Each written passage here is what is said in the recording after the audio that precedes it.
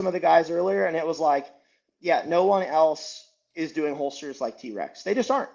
So they have a good product. I know it firsthand, and I still use one. The whole like I'm saying I'll never buy from T-Rex, it's not very accurate. But it's going to require some very calculated, specific moves on the parts of the owners to instill trust in the customer base. And I hope that's what they're talking about, because that's like, brands are built on trust, nothing else. That's entirely what they're built on, not just good products. Good products, like second, actually. So I don't know if that answers your question. It's kind of long-winded, but I think that answered multiple questions in there for sure. Yeah. Yeah, I mean, it's an interesting place for you to be in, for sure, because obviously you're the quote-unquote aggressor, I think, as certain people are seeing it in this, right? That's like the takedown of you. But I agree. If a layperson works at Evil Inc., right? Taking down Evil Inc., like, it still has to be done, right? If you're, the secretary at Evil Inc., well, guess what? Yeah, you do have to go get another job, basically, right? And that just is what it is. Yeah. And I'm not saying T-Rex Arms is Evil Inc., but I'm just saying that. Oh yeah. No. I agree. I think the part that I watch for the most, so like I've been wronged and I've wronged people. I know that. The piece though that will make me go nuclear is stuff about my wife. And I have seen very little acknowledgement of what she's been through. And if a man is not willing to sacrifice himself or potentially decimate a village is not the right phrase, because that's 1 in 10. But like, if a man is not willing to die for his wife or fight for his wife, he shouldn't have gotten married in the first place. So that's... Well, it's if you're not willing to leave your mother and father to be joined to the new woman, right? You're creating a new family, right? You're not, I've heard different people will explain it in different ways, but you're not joining families together. You're not joining her extended family. You're your own, family. you're new. You're creating a new family, right? And listen, so here's the thing, like, people, like, I have a big family. I've had brothers who have married people. My sisters have married people. And even if we're not the biggest fans of those people as individuals, it doesn't matter, because we still have to respect them, because that's their choice. Right. And they made their choice. And so even if we take the devil's advocate position here, it doesn't matter. They still have to respect them, because they need to respect you. Right. And you can't separate the two. So disrespect to Kara is disrespect to you, basically. Yep. Yeah, I had that was a question on the podcast I was on, was what would it take for you to have a phone call with your brothers? And I said, well, reconciliation with my wife. We're one flesh, we're together. Like, they've apologized to me for a few things, but like, it's going to require some conversations with her. And then when that can happen, then we can talk. And I think in a few, this is what I hope. I want us to be very known, and I want people to understand this. I have a theory that in 2 or 3 years, after everyone is separated, because I just don't, like, we don't all align with how we do work. Like, there's a number of things we disagree on, Israel, things like that. But so I think once there's a little bit of that's just kind of a fun one. But as soon as we get a little bit of distance, they have their stuff, they have the company, I have my companies, we have our AOs, or areas of operation. I think in a few years we could start meeting again and talking. It was just too much. It's what I explained on the podcast. We had too much family dynamics. We had too many disagreements on business operations and how things should be done. And then there was also the whole human component that was very tricky. I mean, in any family situation, and then wives and all that fun stuff, it just was not going to work. And so the separation needed to happen. It happened in a way I did not think exactly due to events earlier this year. But I think in the long run, this is better for everyone. And I even had employees telling me that like 2 days after I quit, including an executive. He was like, there's a breath of fresh air. Everyone knows where everyone stands. They know who they work for. There were still a lot of people who were concerned about what would be next, but it is clear now who people work for. They work for those owners. They don't work for me. It's very clear, which is good. That's what the employees deserve. What happens next is up to the owners. They can pick and choose whether they want to sell Holosun, not sell Holosun, stop doing retail, only do holsters. Like all those conversations we've had in the past, they now get to decide on. I'm not there to stand in the way. So, and they're not standing in the way of me either. So it went both ways. So what you're saying here is that in a weird way, furry hentai porn created an avenue of growth for both yourself and your wife personally, and for the company to move on in a more unified direction. I think that's what I heard there.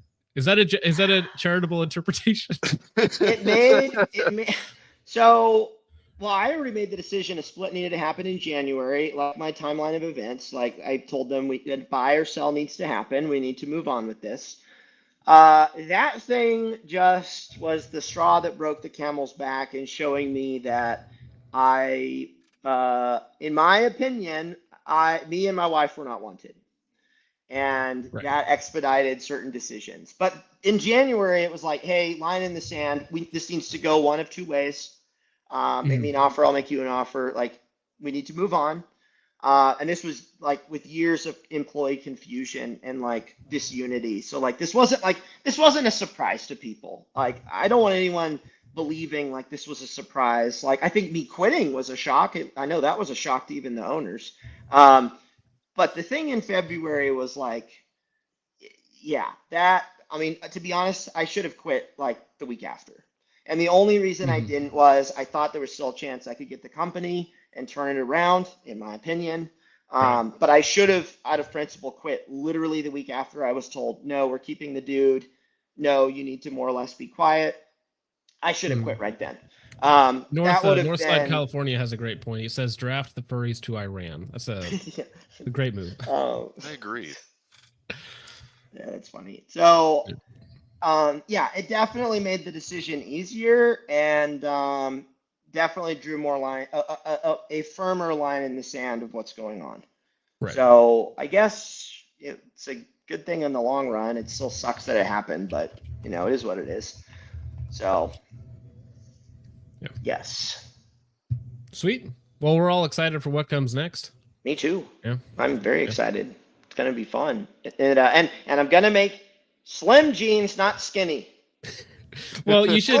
Skinny. Oh, that's literally what they're called. You talked about for short-term cash how you would like possibly entertain like a T-shirt or something. It should be skinny jeans, not gay jeans, or something like that. Or and it's like an arrow. Yeah. Like skinny jeans are not gay jeans. Change my mind, or something like that. Listen. Most people can't compete with my impressive wingspan. So that's what's going on. So 36 and a half to be precise for inseam. Got that leg reach advantage. Going to be a killer in MMA, like a spider out there. I should get into kickboxing. And you know what? Maybe with all my newfound time, that's what I will do. I'll get into kickboxing and be like the drunken master or something. Yeah. Be sick. I don't know if that's the right reference. There's a lot of stuff to juggle, but yeah, starting companies, shooting, multiple YouTube channels, kickboxing champion. It's a lot. You might as well go ahead and join Brazilian Jiu-Jitsu as well. I mean, so my marketing, I say marketing director, he came over from TX. That's what he does. But I'm always like, oh, you're gonna go roll with men? You're gonna go wrestle some sweaty men? Like every time he like leaves. Yeah. So no, he does that like 3 nights a week. So yeah, he's pretty. He's a former cop. Okay. I mean, jiu-jitsu is a good foundation, jiu-jitsu and wrestling, for having to interact with other humans and maybe not get stabbed or shot like we've seen. I don't know if you've seen all the body cam footage coming out of these people like tussling with people. It's miserable. No, I see the body cam footage of like the second someone's making a specific face and they're about to get tasered. I've seen a few of those. Yeah. Yeah. Taser a female police officer away. Taser. Bang. Yeah. Oh, yeah, with an oops. Big oops there. It happens. Well, hey, you gentlemen have a very nice time and have a fun time enjoying the rest of the podcast. I will say I have zero animosity towards John. I want to make that clear. I don't really have that for, I know people think I have that for gays and like other people. Like I don't spend a lot of time worrying about like other people. But I call a spade a spade. If someone's being gay, I'm going to say they're gay. There's nothing wrong with that. It's just stating the facts. What is, you're just stating what is. Exactly. Yeah. Just like you guys see me wearing skinny jeans, prancing around on the range, you guys say it's gay. And you know what? Maybe it is. Maybe it isn't. We'll never know. So no, I have no animosity towards John. I hope the best for him. I wish he had seen my video. Oh, sorry. Well, all three of you, actually. Oh, thank you. Yeah. I don't know if he saw my video. I wish he did. Unless that was him. He said that he did. He said that he did, which is why a lot of his takes seem opposed to what you had said in your video. Like he said that I don't know if you want to keep getting into it. But yeah, here's the thing. He is free to an opinion, just like anyone else, just like any of you guys who are watching all the content. He didn't text me for any clarifications or questions. I would have shared them with him if he had asked. And I think that's fine. He didn't. I don't know if I want to hold that against him because it is kind of weird. Like just all of this. But he's your only friend. Well, yeah, there is that. That's a little odd. But yeah, so he texted me. Oh, for clarification, he texted me after I announced I quit. He said he said something nice, and then he didn't text after my video or after T-Rex's video or after Brandon. Like he didn't text after that. So but I hope John's doing well. He's had his own troubles, and we've talked about it in the past. And so yeah, so you guys enjoy listening to the rest. Absolutely. You have a good night, sir. Appreciate it. Thank you very much. I'll see you all, and bye to the chat as well. How do I leave? There he is. He's gone. Yeah, Richard, we know that we got kicked off of YouTube. I didn't want you to interrupt Lucas's leaving statement as we got kicked off of YouTube. Yeah, it's all good. I saw it. It's fine. Somebody had sent me a message on Discord about joining the private chat, and I came back over and we were gone. No, you're good. Rumble, let's see. Oh, did somebody... Oh, somebody did. Okay, perfect. Okay, they already updated that. Let me see here. Well, thank you very much, gentlemen, for hanging out. Thank you to Lucas for coming on and entertaining us and, filling us in a little bit more while he's working on cool stuff. I know a lot of you guys wanted to see inside of the box of laser units and whatnot, because that is probably a very, very expensive box that he was playing around with there, setting up his guns and whatnot. I think that's probably what got the stream kicked, but that is okay. It happens. It happens. We're back up on the B channel on Out of Focus Clips, and we are still on Rumble. And there are currently over 500 of you wonderful gentlemen hanging out on Rumble with us. Although I can only see the stream chat from one area now, so it's kind of a little awkward to manage it all. But we did get a lot of support. So before we get back to the video, Art Vandalay for 199 says John Lovell is a secret son of Abraham. Well, if you remember correctly, the church are all sons of Abraham. So in a sense, we're all sons of Abraham here. Thank you, Art Vandalay, for the 199. Noob Actual for 999 says pray that both pagan nations ask for forgiveness for their sins and national repentance. Follow its sin to hate people and repentance follow. Period. It's sin to hate people because of ethnicity, ... But both governments are very gay. Galatians 3:28 through 29. Yes, well said. Well said, good sir. Thank you very much for the 999. 100% agree. Both governments, very gay. The big gay. Gray Cat for $5 says, hey, John, I'd like to see you do more religious content. Probably not on this channel because that's just not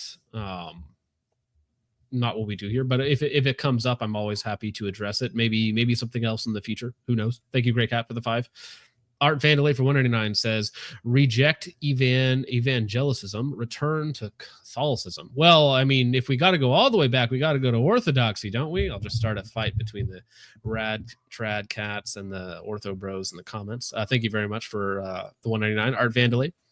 Aaron Keener for $4.99 says Warrior Poet Society / John has an opinion about Israel or T-Rex arms, but hasn't made a statement about how he was selling fake USA made body armor. Was that one of those RTS thing scandals or whatnot, where everybody was selling this one brand of plate and it was not actually made in America, or it wasn't actually certified or something like that. That's a big oof, dog. And if you're selling it on your website, you are partially responsible for it. And I mean, hey, T-Rex Arms actually a good example of this when they had one of their products made overseas. Or not overseas, I should say, in Mexico. They did make a whole statement and video, and then they sold it at a discount, right? Because it's like, well, the quality's fine, but it's not what you paid for, so we're going to give you a discount on it. On the Rumble side of things, I got to scroll all the way back up to the top. Sorry, sir. Podnamo C741 says, howdy. What holster brand and model do you run for your rival for competition? Looking for one for a Canik Meta SFT, ideally compatible with Safari Land 3-hole mounts and maybe level 2 retention. Thanks. Well, since we already got kicked off, the Rival S is actually behind me on the floor in its holster. It is using a modified Blackhawk L2D light bearing holster. It is not a real competition holster, and I would not recommend you buy it. So for Rival S holsters, I actually don't know what to recommend you, because I jury-rigged and cut another holster to fit my Rival S, and it is barely legal in USPSA. So I actually don't know where you should go for that. But thank you very much for the $5, sir. Let me see. Scrolling down here. Dogman Defense for One says, do the T-Rex guys wear the tiny hat? No, I don't think so. I think, you know, everybody has different opinions on certain peoples in the Middle East, but I don't think in general that they're small hat fellows. Dogman Defense for another $1 says, trench grenade plus 10 years plus brand deals equals John Lovell. Although John Lovell was a ranger with the CIB, so I mean, sorry, that's a little dig at trench there. Spartan Trap for $2 says, never been to an Orthodox church. I've wanted to though, because it's been a while since I've been. Well, yeah. You should go. It's an interesting service. That and like a traditional Latin mass are both very interesting. Thank you very much for the $2, sir. G-Twat Alchemist for $2 says, it's G-Twat Alchemist, not that try-hard G-Watt Alchemist. Okay, I will remember that. Thank you very much for the $2, sir. Mitzvah TV for $1.99 says, when normal becomes evil, rebellion is mandatory. Yeah, and I mean, that's kind of something our country was founded upon. So thank you very much, Mitzvot, for the $2. Joshua Allen for $2 says, Romans 11:17, my dude. Let me look that up real fast while we're talking.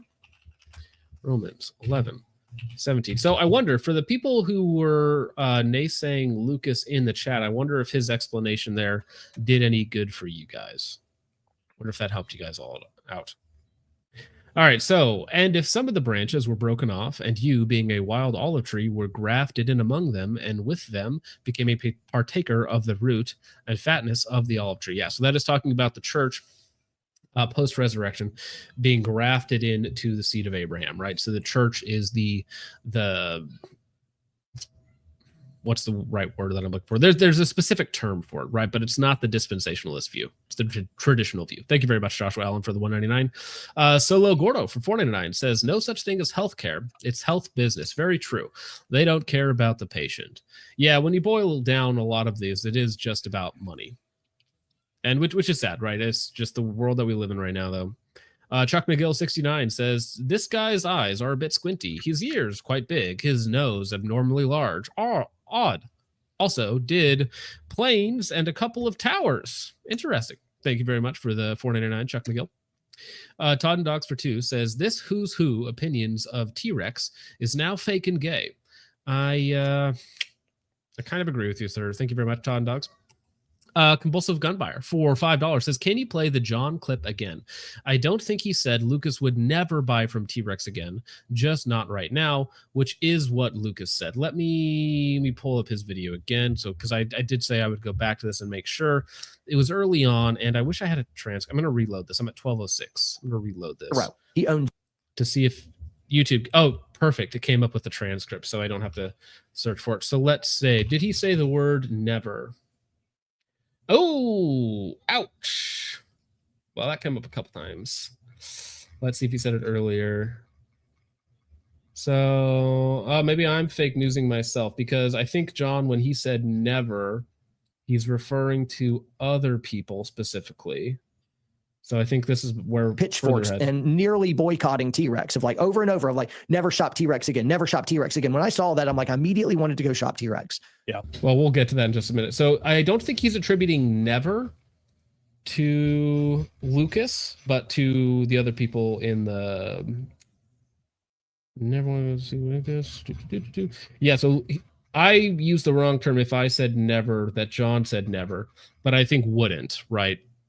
So whether you want to add temporality to my statement instead of never, which is obviously not correct in that statement. But thank you very much for the compulsive gun buyer for the $5, sir. So John said that John said never, and that was wrong. Well, John said never in a different context than when I said he said never. So we're getting very, very granular about this. So John said, if I have to go back and find his actual quote on the thing that, because remember, compulsive gun buyer, James, is referring to something that happened earlier, not something that's about to happen in the future, which is Lucas. I'm going to just search for Lucas here. So past John misquoted past John? Yeah, something like that. Okay, I'm just wanting to make sure I'm on the right track. Which John? You're going to have to be more specific. Oh. Yeah, I know. There's a lot of Johns here. Lucas is on the spectrum. Lucas is a friend. And better wrong. Lucas is the way of shifting. Okay, so towards the end of Lucas' video, he said that he would not, right now, he would not buy. So he repeats himself there. So he says he would not right now, he would not buy from T-Rex Arms. So burning all the T-Rex Arms, sidecar. Right, but that's my quote after that. Hard, because he says I'm going to have a hard time buying from T-Rex. Not that he would not even buy from T-Rex. And again, he's clarified that in other places that he would buy from T-Rex. He just clarified it here, actually. Yeah, quite. So yeah, it was worried about So, and then later on, John says again, saying, I believe that in leadership of that company so little that I would not buy anything from them. Again, he's saying that he would not buy anything from them when that is not what Lucas said. So, I mean, how granular do you want to be with it? I think that John Lovell's interpretation of Lucas's statement is uncharitable. A new actual for $4.99 says, why am I being told that I shouldn't get a 7-inch 300 blackout and would it need a full back pressure can? Well, if you're running subsonics, I think full back pressure cans are the way to go because they generally have better suppression and they don't need to be flow through since you're not dealing with that much gas, although it depends on your specific setup. So I think if you really want to make it perfect, a high back pressure can is just fine for subsonic ammo. But if you want to shoot both subs and supers, maybe something with a little bit lower back pressure will be better for the supersonic shooting. I think that's reasonable. Thank you for the $4.99 noob actual. Absolute Moonman for 5 says, clicks on stream, sees a Miku PFP on screen. This is a Tito neighborhood. Shaking my head. Who the heck is Tito? Do I even want to know? Some weeb Tito. shit, I assume. Oh, okay. So it's somebody that looks much like Miku, but is red-haired instead of blue. Is it the arch nemesis or alter ego, the Wario to the Mario of Miku? Yeah, so it's like a Star Wars scenario. Yeah, I don't get it. This is for. I think you're gonna have to send me that picture because I think he's officially in the running for bid of the next profile picture. That's true. I mean, yeah, technically people can super chat exactly what they want Richard's next profile picture to be. So I will actually send this over to you right now, Richard. You can change midstream if you want. But we don't promote that very much because otherwise things will get wacky very quickly. Hayden Harvey for 199 says, thanks for the rail recommendation today. Glad to do it for you, sir. Just get the Raider because it's hot. Solo Gordo for 499 says, real question, does it chafe really bad when you do a full day training in skinny jeans? Question mark. Upcoming clothing brand to prevent chafing? Question mark. I would imagine it doesn't, because if it did, you would probably stop wearing them very quickly. That would be my guess. All right. Fresh Pedia Shape for $10 says, why does it sound like Lovell is gloating? How can one even begin to try to be a uniter while being smarmy? How greasy, intentionally or not, can one come across as, in Lovell's case? How greasy, intentionally or not, can one come across as in Lovell's case? The punctuation and the phrasing there was difficult to understand, but I get what you mean. I try not to tone police people, right? Because there can be a terrible thing that happens and I might laugh in kind of a I don't know what else to do sort of way, but you should not interpret that as John is happy that bad thing happened, because I don't think that's fair. So to be fair to John Lovell, that might just be the way he talks, and that's the way when I've heard him talk, because I used to subscribe to his channel, I used to watch all the stuff. I think that's just kind of the way that he is, the way that his phraseology and stuff like that. But thank you very much for the $10, Fresh Pinochet. The part that I have an issue with is what he's actually saying, right? When he's like, Lucas, I'm your only friend, but you're autistic and you're in the wrong ears, you know, whatever it might be. You're autistic. I'm your only friend. I'm friends with your family. It's like, okay. ET for 49 says, if the warrior poet thinks a religion where the priest sucks the blood of baby's dong is the greatest ally, then he's nowhere near my side. Yeah, so the Mezbitzfata or whatever, however you pronounce that thing there, yeah, go ahead and look up the transmission of STDs in the Jewish Hasidic community in New York if you want to have anger management issues.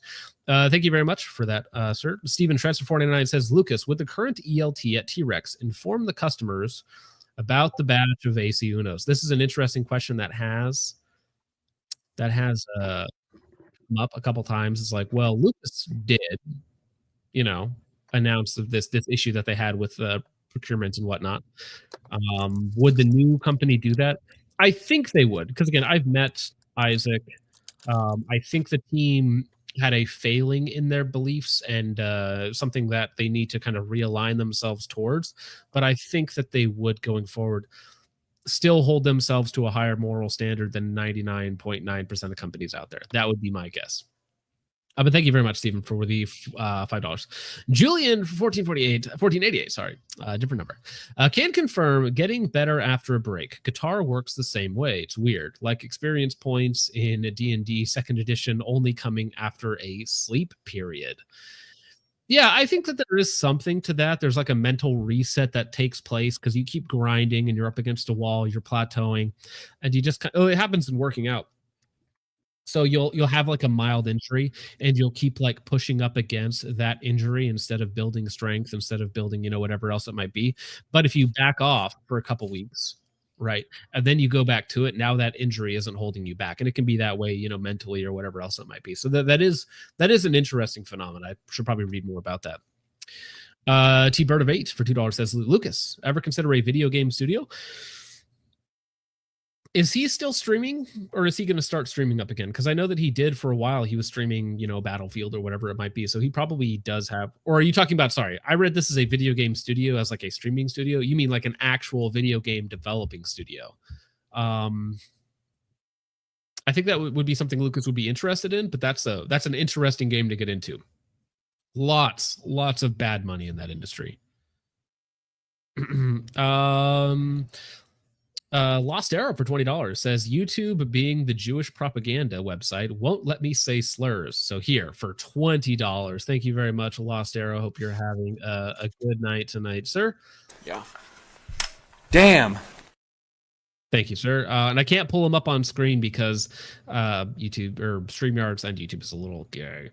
Not to take sides, Compulsive Gun Buyer says for $5, but for anyone done with dinosaurs, Meteorite Concepts is launching 2 new products in July. Yeah, let me show those off real fast, actually. Well, not the new ones, but yeah, so that is Meteorite Concepts. They make a couple swivels and a few other things that I actually have currently. Let me pull this up. So the pivot adapter for stream lights and Surefires, scout lights, the Picatinny pivot mount. So they make some really cool adapters and stuff for light specifically. And I have a couple of them actually. No, that one doesn't have one, but a couple of the other guns do. So they're really neat little products that allow you to better mount flashlights. It's niche products that fill a role, and they're coming out with a couple more soon. So cool stuff. Let's I think we're almost back up. Thank you for the $5, sir. Noob Actual for $1.99 says, believe you were looking for fulfillment theology. Fulfillment theology. Fulfillment theology. Okay, I think I know what you mean. Supersessionism. Okay, yeah, so I've heard it called other things. Yeah. Okay, yeah, that's fulfillment theology. Yes, you are correct. Thank you very much for the 199 noob actual, and that means that we are not quite caught up yet. Gabriel Baker for 499 says, as a knife guy, knew John was slimy when he sold a Chinese-made, partially serrated knife in 440C steel for $90. So Gabriel is a knife guy, which knife guys are, they're a special brand of autism. So apparently that's a bad, cheap steel for $90. Man, there's a lot of new stuff is on Insta. Okay, let me look at that. Fine. You're making me look up all this. Is it on your personal Instagram or the Meteorite Concepts?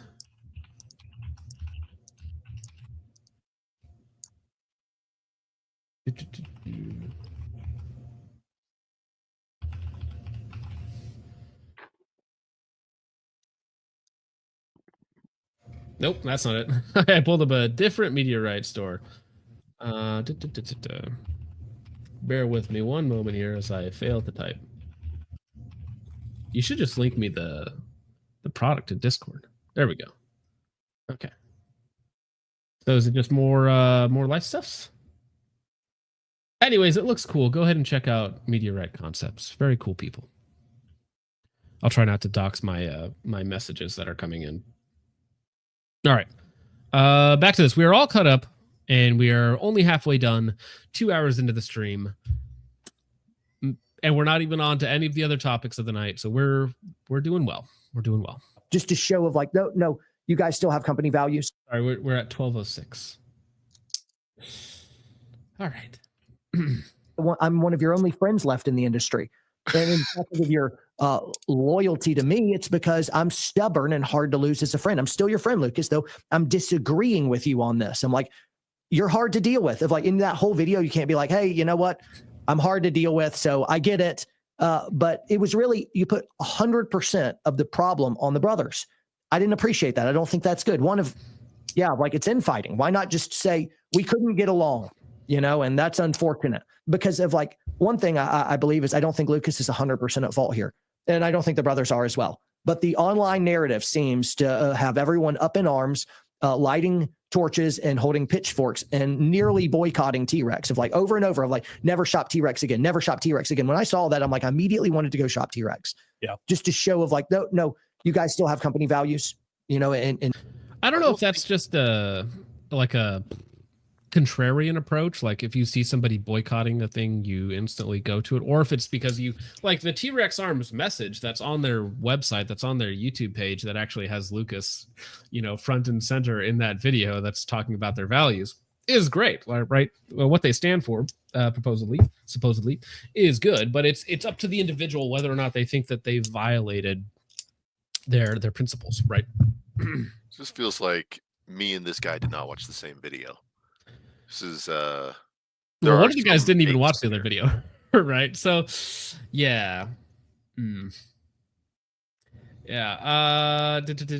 Yeah, so Hearts Saboteur 91 says hard to deal with, ? Some asshole sent his woman porn and his brothers didn't immediately back him. Yeah, this is the oops, sorry, wrong button. I'm glad I didn't actually end the stream there. For the company, so yeah, this is and this goes back to the company's values. So if Lucas believes that there's a violation of company values and ethics as he lays out in his video, it would be disingenuous to not talk about them when that is what the company is based on. That's why people are giving you money. And you guys make good products, and I believe in the business model. And really, David and Isaac, they've been doing huge amounts to really run the company. Lucas is doing shooting, and he's doing marketing, and he's doing R&D. He's not in the minutia deep down of the management of employees. That's why it was uncertain of who was really working for who. It's because that almost certainly comes from the Botkin family telling John Lovell that, which is we bought his company. Yeah, we got majority ownership, and we kicked him out of a position of leadership. That's not a great argument to me. Well, and that's the thing. Yeah, it's like, well, Lucas being relegated to one office in one corner of the building with his one buddy there, essentially, right? Him and the marketing guy. I don't know if that bolsters your point in the problems that Lucas was having with T-Rex arms. That speaks to the problem, right? Or exposes that there was a problem there as to why Lucas is relegated to this one position and isn't involved, because what he's trying to do is getting pushed down. They talk about the directional differences they have with the company and like business stuff, right? So I don't know if that helps him all that much. His brothers are better managers than him. I'm like Lucas. I'm not a great manager. I'm not a great man. Neither is Lucas. He doesn't play well with others. I do play well with others. However, I'm not a good manager. I wish I was. I have other strengths. I have more of that frontline inspirational leadership kind of let's go. I can build a movement. I can build a kind of a coalition. I can mobilize folks. I'm not a good day-to-day manager. I get distracted. I'm up here out in the ideals and vision and spinning plates. Lucas is more like me. His brothers are better managers. They have been building T-Rex while he was taking the bows for years without giving him any credit, by the way. That would be really upsetting. Of like, I know they've been doing huge amounts of work, but it's always, I built this company and I did this and I'm a great businessman. Whereas I'm like, hold on, Lucas, I've been hearing you talk about how you're a good businessman for years. And I think Lucas has done his homework and he's got some good business understanding, some good business instincts, some good business knowledge. So I think Lucas knows some business. I think so. But you can't go online and for years talk about running businesses and how that's a passion. But then when Jake says self glazing, holy hell, it's like it is a he did speak about this earlier about self-inserting into a situation in which you don't belong to unify, I think, or something like that. Which it's fine to recognize your own strengths and whatnot, but maybe it doesn't come across the same way to a group of people that listen to it, which is why this got sent around. And I mean, also while he's building himself up, he's also like throwing Lucas under the bus. It's like, listen, man, we're both bad managers, but you don't get along with people. You don't play with people. So you go over there. Not me though. I get along with people great. I just don't want to be a manager because I got other stuff to do. I can build a movement. I can do this other stuff. It's kind of like, I mean, that might be correct. You might technically be correct, John, in this, right? But it doesn't come off great in a unifying video, right? When it came after you'd already established T-Rex arms, your big brother comes to you and you're like, oh, equity? I don't know what that is. Here it is. If like you can't play the dummy, like I'm both. And that did stand out to me as fishy. That did stand out to me as fishy. All right. Are you ready for this concept? Young though. Yeah, no. Let me explain this concept to you. Are you ready? Linear time. So 2013, Lucas is 18 years old, starts the company, right? He sells the company when he's 20 or 21, right? And then 13 years later, he now has much more business acumen and has gained skills in starting business and entrepreneurial talents and whatnot. Later on, right, made the big dummy decision when he was young, as we all do and continue to do. And then later on got better business sense to do the right thing. Unfortunately, after he had already made a mistake, right? So it's kind of like saying, John, you were 16 without a degree. So like, what's going on, man? It's like, well, no, yeah. I was dumb and uneducated when I was 16, but then by the time I was 22, I had my degree. And then by the time this and this happened in the future, right? So I can talk about having a degree. You can't retroactively go back to when I'm a teenager or when I'm, just getting out of high school or whatever it might be and be like, John, what is it? Are you educated or are you not? Because you did this dumb thing when 13 years ago. It's like, yeah. I mean, that's how time works. That's how building skills works. That's how everything works, right? It's like I don't know if I get GM one day and somebody goes back and looks at an old video. It's like, John, you say you're a good shooter, but look at this video from 10 years ago. You can't be a good shooter. Look at this video from 10 years ago. It's like, yeah, but that was then. Yeah, you and then grow we as a walk person up. We walk time. up to now. Yeah. So it's like when people change their opinion on things. You can absolutely change your opinion on things if new information comes out or whatever it might be. That's all well and good. The problem with changing your opinion is when you do it often, right? When you're blown about by the wind, so to speak. And those are the type of people that actually, and again, in the Christian context, you're said to avoid those people. You're told to avoid people who are oft changing their mind or unstable in their mind, right? Because those types of people, those are bad. But changing your opinions based on evidence, not a problem. That is recommended and welcomed, right? But linear time, 2013 Lucas, 2016 Lucas, not as business savvy as 2025 Lucas, right? Simple concept. No, I don't understand. John, you claim you're potty trained, but here's a baby picture of you in diapers. That's photographic evidence. Damn. Wipe, shut up. That's not true. Although I'm just going to, in my own mind, pretend that you're talking about one of the other Johns here. Yeah, you got to specify. I don't spell my name like that, though, so I'm in the clear. That's the one. Thank you, sir.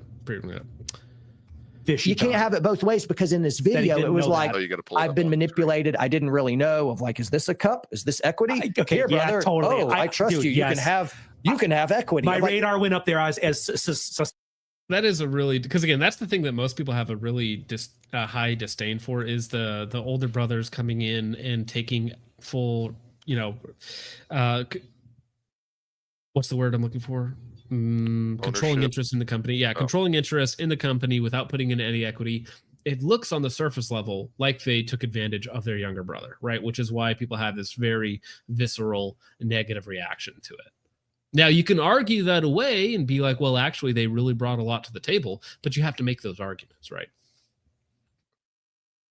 Suspicious there. Are you a clever businessman who founded this? You had a vision and you built it and you have that good business acumen? Or are you a dummy and you were taken for a ride and you just gave away large swaths of your business for nothing? I'm like, no, I think there was a good exchange of like your brothers brought really, really wonderful skills, intellect, maturity to bear, and you needed that. And so you exchanged equity for that. And T-Rex was able to blossom and grow because of it. And so of like, you gave them zero. They just took your equity and you can't say they did something good. They did nothing. They just took it all and did nothing good. I'm like, come on, give them an attaboy. Well, Wipe 11 says, Focus Trip, I want you to know that I'm watching your stream instead of moderating the Boomer Fed posters in Nick Fuentes' Rumble chat. Oh, is he going right now? You two doing a collab would be funny regarding the trad politicking. See, here's the thing, right? Nick Fuentes, I honestly have nothing against the gentleman. I only ever see him in meme context. I've never followed him. I've never watched his stuff. So I don't think we have a lot there. I think he's probably very talented, very funny and whatnot. But I'm a little guy, right, in the gun sphere, and he's like much larger in the political realm. So there's like a little bit of like based crossover, but not much. And so I wouldn't want to do that just to like, I guess, gain something from his following, but he's not going to gain anything from my following, right? So I think there's a disparity there. But thank you, Wipe 11. Play nice. Can you explain something to me, John? I want to bring him in a room. I'm like, I want you to say one nice thing about him. Just one nice thing of like, the division is not good. Well, now the case could be made of like they took too much. Well, in one of those situations, John, that stood out to me. John Lovell instantly gets cut off there when he brings up a counterpoint. Well, I mean, the argument could be brought up that they took too much. Yes, they put in nothing, no equity, and got controlling interest basically immediately. Which, as I think everyone has stated, that was a big yikes, a big oof on Lucas's part. And again, Lucas, going back, Lucas would not do it. Would not do it. I see Lost Arrow has posted a few new examples for you to go through, Richard. One of them you're not going to like very much. Yeah, I've already looked at them. I have them saved. Okay, just put those away for future reference. Boom. There you go. All right, I did drop the link again for the Discord because people were asking for it, because we're in a whole new chat, so it wasn't pinned in this chat because the other one got deleted, which means I probably won't be able to stream tomorrow night with the Lead and Steel guy. In his video was when the brothers approached him and said that your soon wife. Sorry, what's that? Just stream on here and post the link on the. Actually, we might be able to do that. We might be able to. Vision is not good. Now the case could be made of like they took too much. Well, in one of those situations, John, that stood out to me in his video was when the brothers approached. Could you guys hear that? Yeah, we could hear it the whole time. We just couldn't see it. Oh my gosh, I'm just sitting here listening to myself. I tried telling you about it. Yeah. I just saw it. I'm retarded. My bad. Just one nice thing of like the division is not good. Now the case could be made of like they took too much. Well, in one of those situations, John, that stood out to me in his video was when the brothers approached him and said that your soon wife to be needs to sign a prenup. Yeah. And none of them had prenups with their wife. And that to me looked like the brothers. He's marrying someone outside of the clan that they don't like. They believe it's destined for divorce. And they're acting as if that's the way it's going to happen. That stood out to me as pretty bad. So again, the normie guy in this discussion has the normal take, right? It's like all your brothers already married, already in the business, no prenups. You want to get married to this girl outside of the community, right? And your brothers are like, prenup time. Well, I do find it funny that was the first time that his brothers ever recommended him getting a lawyer. Like never before that. None of the business ventures, nothing else. Nope. Once the wife come into the picture, hey, you need to go you should go talk to a lawyer. It's like, bro. These are all like red flags popping off, right? It's like, wait a second. The facade starts to melt away pretty quick, and you're like, wait a second. Do you guys not actually care about me? Am I just a tool to you? So anyway, Lucas goes to them and it's like, wait a second, I'm not getting a pre-up unless you guys get a prenup or a post-nup, right? And then they get angry with him and are like, how dare you ask us to get a post-nup with our wives? And it's like, brothers, quite literally brothers, there's a disparity going on here, and I feel like you're disrespecting my future wife and by proxy me. And then they come to reason eventually, right? Which just the initial response though is kind of wild, right? It's like, I want you to do the same thing you're asking me to do. And as soon as they're saying they're upset about that, I think that shows intent, right? Because I don't think that they wanted, because they trust their wives, right? They love their wives. So I think that they probably felt it was disrespectful to their wives to ask them to get a post-nup, right? After they'd already been married for so long. But that is how much they wanted Kara to have a prenup. Yeah, it's more red flags than a barista from Portland. Like, this is getting out of control. Speaking of red flags, Gabriel Baker for $1.99 says John Lovell didn't kiss the wall. He made love to it. Yikes. For post-nupped clarity. No. Oh, that's good. Do not come. Guys in business, whenever you have partnerships and stuff, what can happen is if one partner dies, all of the sudden the wife can inherit a controlling interest or a huge interest, and that wife may be a great owner. So this whole next section I almost wanted to cut out because John keeps going on about somebody dying, not divorce. And I don't think they were worried about Lucas dying. I think they were worried about Kara divorcing him and taking half of his stuff, and by process of elimination, also taking half of his whatever minuscule share of the company that he had. So that would have even reduced his shares even more, but they didn't want to have to share any interests with Kara at all. So now John keeps talking about people dying, but that is not what the brothers were worried about. The brothers were probably worried about, this is my interpretation of it, the brothers were more worried about Kara just being in it for money and then divorcing him at some point.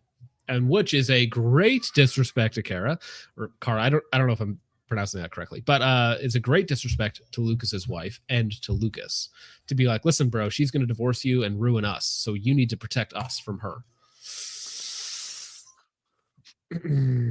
The sudden the wife can inherit a controlling interest or a huge interest, and that wife may be a great owner and manager, or they may be really unfit for that. So the wife by default actually ends up with leadership mantle in that situation? Yeah, because they have the ownership equity. And so they have all the rights of an owner. And so like here, Ben, if you died, do you think it'd be right that your wife now can step into your role and I'm not allowed to fire her? Yeah, of course not. No, she doesn't know how to do your job. No, she doesn't. And I love your wife. She's amazing, but she didn't know your job. Yeah. And so she can't do that. But with an again, but the framing of this is that they all have wives who don't have a post-nup, right? Yeah, so it's a disparity here. Owner, it's the same kind of argument of like, well, if you die, your wife may not.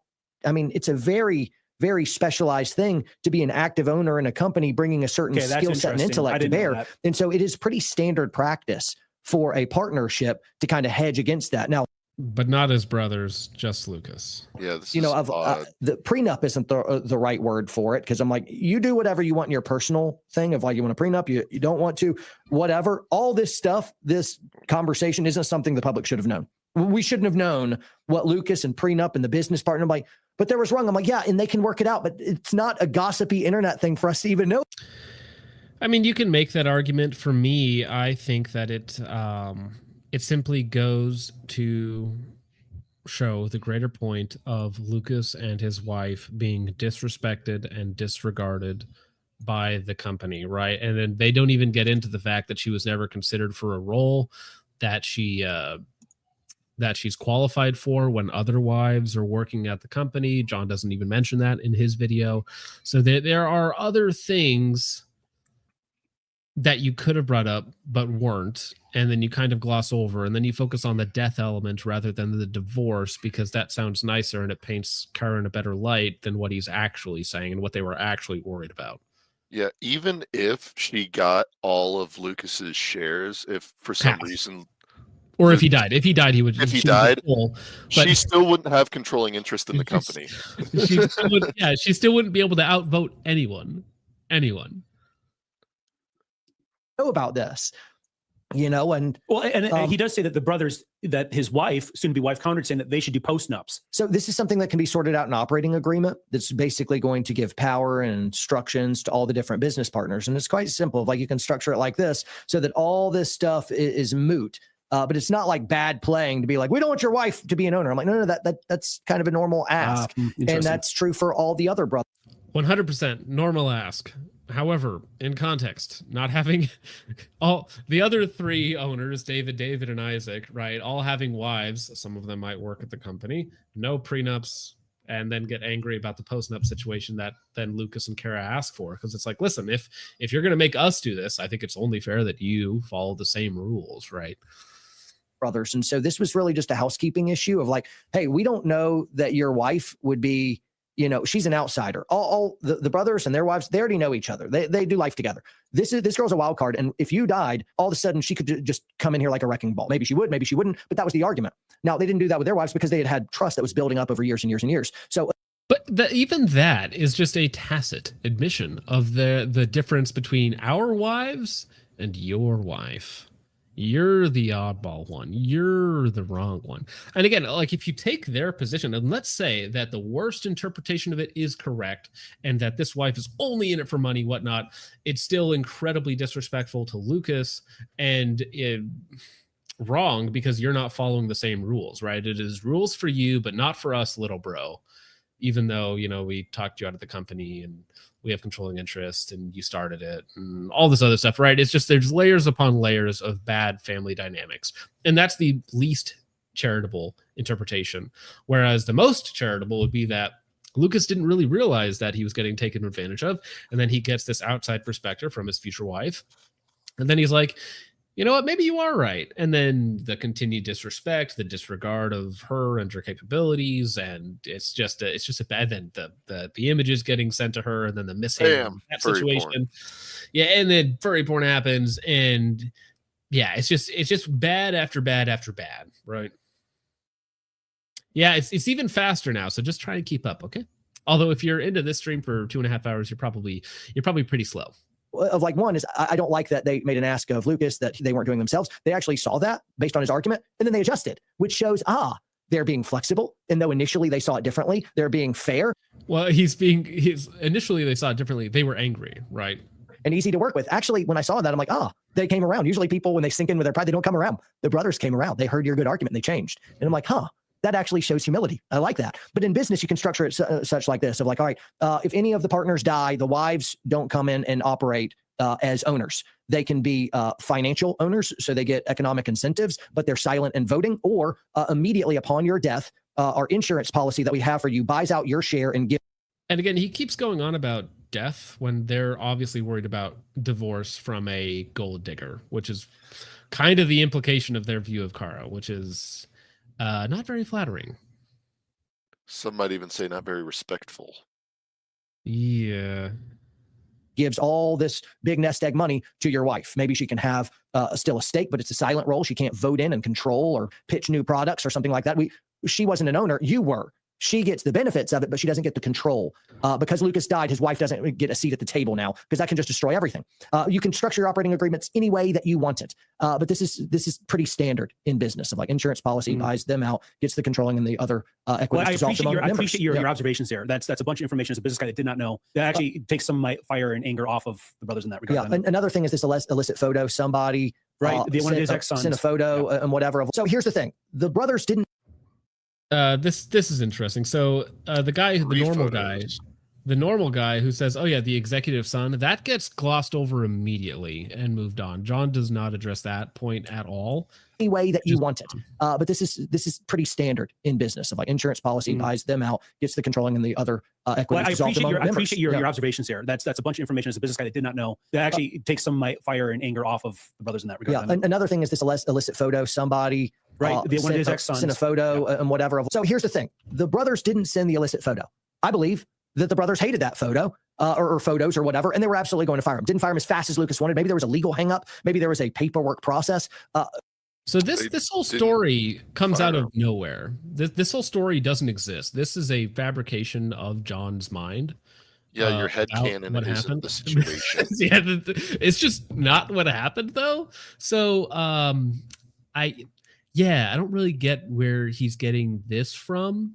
And the brothers admit. Now, I am clear that the Botkin brothers and other owner did not send the images. I'm sure they did not like the images. I'm sure that it violates their morals and values, right? All of this stuff. However, their response to it was incorrect, and they admit it. Brothers didn't send the illicit photo.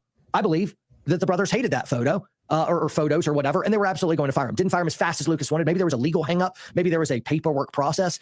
Maybe law enforcement was getting involved. Maybe they were ensuring investigative of like, who knows? But one is, the suggestion from. We do know, and Isaac is about to tell us. This is just all a story in his head. I don't know. what does this have to do with anything? You're just making shit up. Yeah, and that's the thing. I get it. You can't watch an hour and 45 interview that Brandon did. That's rough. But if you just watch Lucas's and Isaac's, right, that's under 30 minutes of material. But it's long. Podcast. It's a long video. That's right. It was bad because it was long. But here's my long response. Here's sometimes. Now let me upload a video even longer. From Lucas was tacitly this person. Or the brothers are okay with sexual harassment. But during this time, something else happened. Okay. Oh, this is important. So John says something like, Lucas says that his brothers are, he's tacitly, so this is implied, that his brothers are okay with sexual harassment. I don't get that from Lucas's clip, but we'll just listen to this in full, okay? Or the brothers are okay with sexual harassment. But during this time, something else happened. In March, my wife was sent 3 unsolicited pornographic images by an employee. This employee is also the son of an executive. So I reported it to the company. The owners, the board, and the executive team, knew about it and what's going on.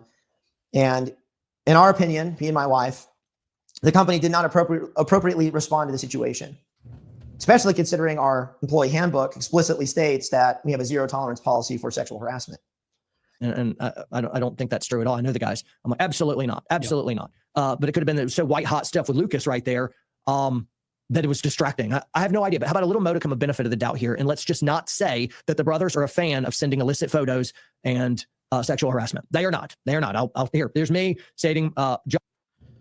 So in Lucas's own words, he said that they did not respond in a way that we feel appropriate when it comes to this situation, when it is explicitly outlined in our employee handbook about sexual harassment. Now, again, the least charitable way to interpret that is to be like, Lucas said that his brothers were fine with sexual harassment, which I don't believe they were. I believe that would violate their moral code. However, as they are going to admit themselves, they responded poorly to the situation and did not uphold their values in the way that they should have. John Lovell, knowing these guys, they are not fans of illicit images being sent to wives and sexual harassment. I will put my neck on the chopping block. They're not okay with that. Lucas didn't say it, so I will say it for him. The brothers are not okay with sexual harassment, and they're not, endorsing that behavior. I don't need to know more to be able to say that, so I'll say what Lucas didn't. And then recently, there was an incident that was the tipping point. A T-Rex team member sent inappropriate images to someone close to Lucas. Sadly, our initial response fell short of the principles that we profess and desire to hold ourselves to. So yeah, Ta-da! They really do just say it, don't they? Listen. So they're like, John's like, yeah, they didn't do anything wrong. We don't know what the situation was. It could have been anything. Could have been anything. Could have been whatever it might be. And then Lucas, I'll say it for you since you didn't say it. Your brothers don't support sexual harassment that you implied that they do in this clip, according to John. And then you just listen to what Isaac says, and Isaac says he agrees with Lucas that it was handled inappropriately, that it was not to the high standards that they strive to achieve. no more to be able to say that. So I'll say what Lucas said. And then recently there was an incident that was the tipping point. A T-Rex team member sent inappropriate images to someone close to Lucas. Sadly, our initial response fell short of the principles that we profess and desire to hold ourselves to. So yeah, I don't like that. Of like Lucas's language looked like an olive branch, and it was an absolute axe on the heads of his brothers. And so yeah, I don't seek to find fault here. I just don't want everyone to torpedo the reputations of the brothers. I don't seek to find fault here, but Lucas tacitly implied that his brothers are fine with sexual harassment, and I'm going to defend them instead of Lucas, because Lucas didn't say it, but I will. But I'm not looking to find fault here. Whom they don't know as well. And I don't think the brothers have earned that. And I don't think T-Rex Arms as a company deserves to go down in ashes. And I don't understand Lucas's plan here of like T-Rex and the brothers need to buy Lucas out. How does it benefit you to get your payout while simultaneously torpedoing T-Rex and the remaining members? It's real bad what just happened. But the internet's reacting to Lucas's video like it was this wonderfully constructed olive branch. And I'm like, it was a sword. It was a sword is what it was.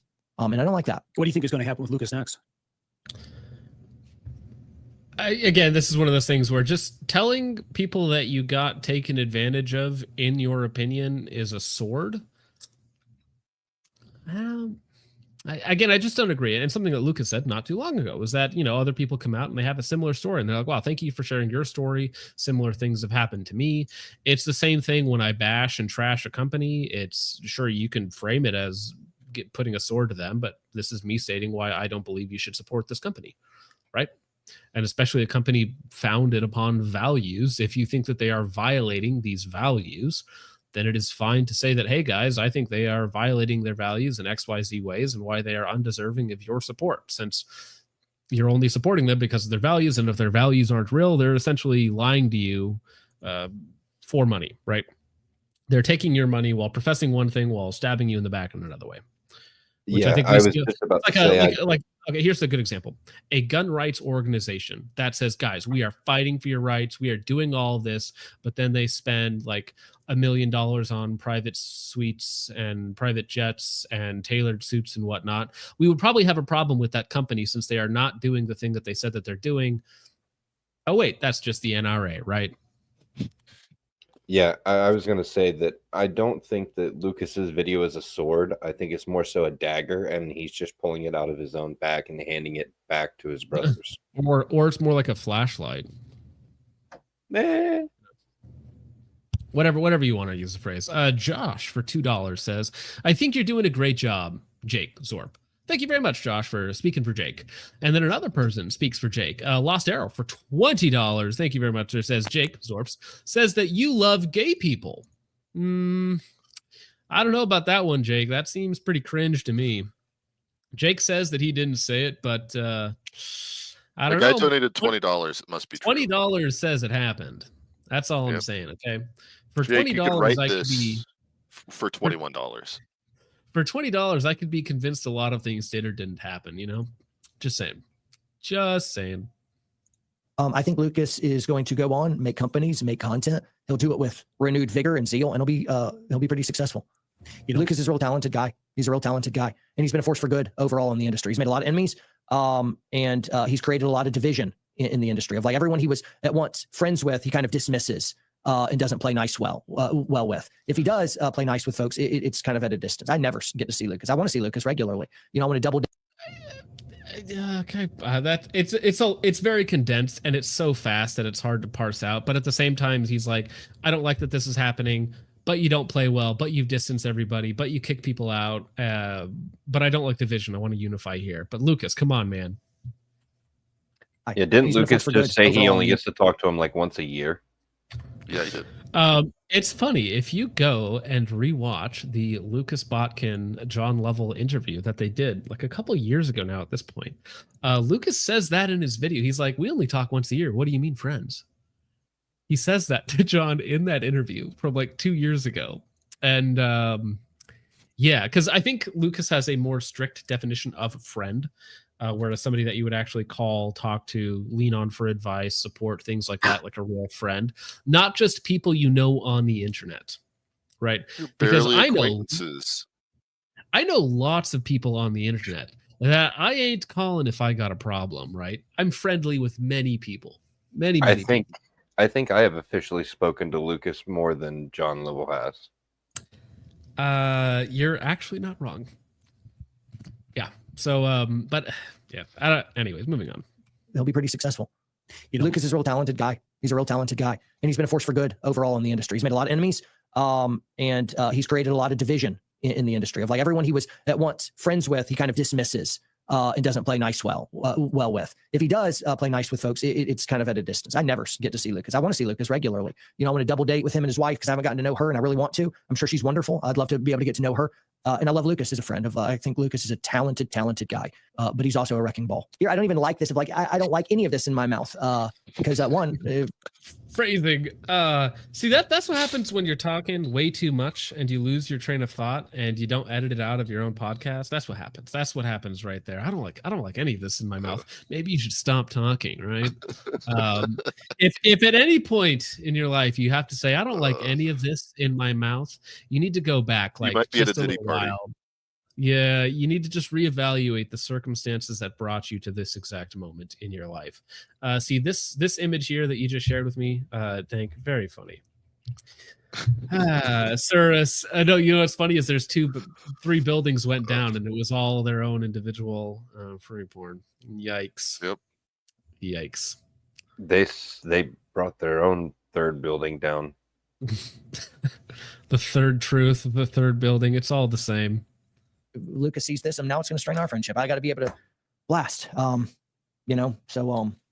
that sucks. But I'm speaking what I believe is truth, and this is a path to reconciliation. You can't say I hope I've forgiven my brothers, and I hope we can be reconciled in the future. But meanwhile, this video is a absolute sledgehammer on their heads. This is a company destroying video you're doing right here, and you're doing it in a very, very clever way that makes you look like a shining knight, humble and a victim. That's what it made him look. So tacitly, what I get from that is that Lucas is being manipulative to his audience, to, as he says, is sneaky and it's underhanded to show himself as the victim and the white knight versus bringing a sledgehammer down on T-Rex arms.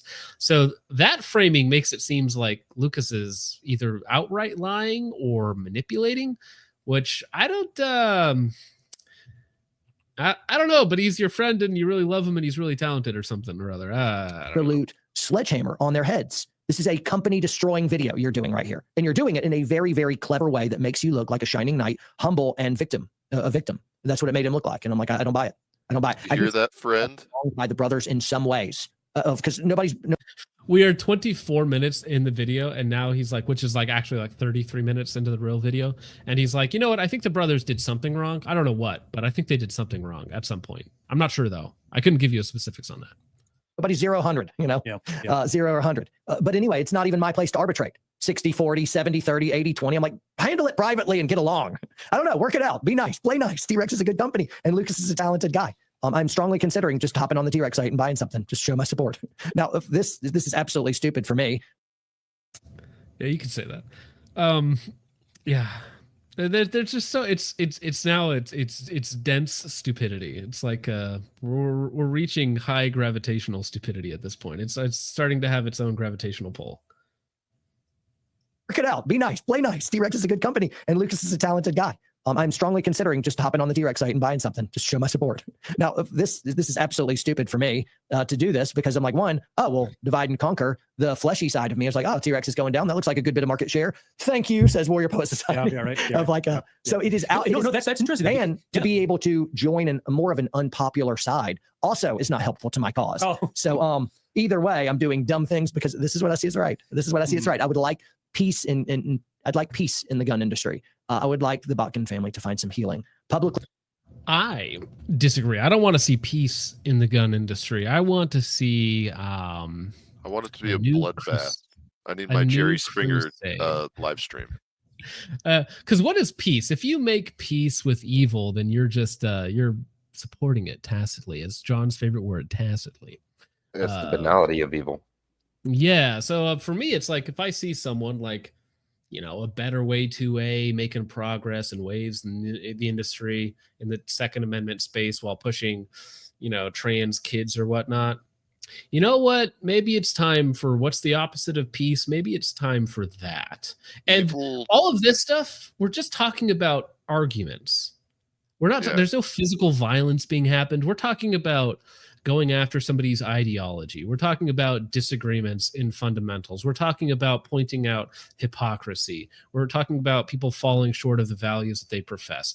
This is all very, very normal things to do and should be done, in my opinion.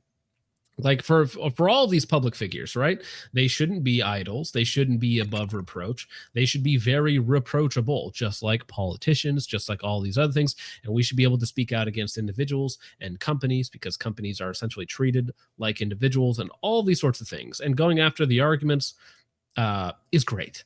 The low-hanging fruit of somebody's autistic or whatnot, that's for other people to, say. Not that we don't also go after low-hanging fruit because it's very easy. It's very easy. Evil wins when good men do nothing. So, I don't know, do something. Yeah. Lost Arrow for $20 says, this John Lovell guy sucks. Why do intellectually limited people continue to watch him? Well, you answered it within your own question there. Intellectually limited people continue to watch him because I think that a big issue in American society, if we want to go to a big societal issue, as my screen flickers, don't die on me, just don't die on me right now, is that for way too long we've been way too tolerant of different ideologies that don't want to be tolerant with you, right? So you can talk about any movement, right? Whether it's like Christians being supportive of communism when communism will eventually seek to root out Christianity. Not a great move. Don't do it. You don't need to lay the bed of somebody who's going to, or forge the knife of somebody who's going to stab you in the back later. Right. Don't need to do it. That is not a Christian principle. Right. As some might like to say. Jake Zorps for 199 says, also, I did not say that, and I'm poor. Sorry to hear that, Jake. You're not poor. You might be poor in physicality, but rich in spirit, good sir. The T-Mock for $4.99 says, YouTube app keeps crashing. Have a great night. Quality content as always. Well, you have a great night, and thank you for the $4.99. You would think for a multi-billion, trillion-dollar company that the YouTube dashboard that has already crashed, I think 3 times during the stream, would not do that, but it has continued to do so. So, my offense piece says, I love John Lovell stuff, but if this was supposed to be a uniting video, why did you release on your private app? That's also a weird element that this is hidden away on Spotify and your Patreon when this is supposed to be like a force for uniting in the industry. He's going to unite 12 people. Because I think that somebody could make a uniting video or something where it takes both sides into account. And it's like, I think we should try to hold T-Rex Arms to account. And we should be like, hey, if you want to get our support going forward, you have to follow your values and principles and do the right thing.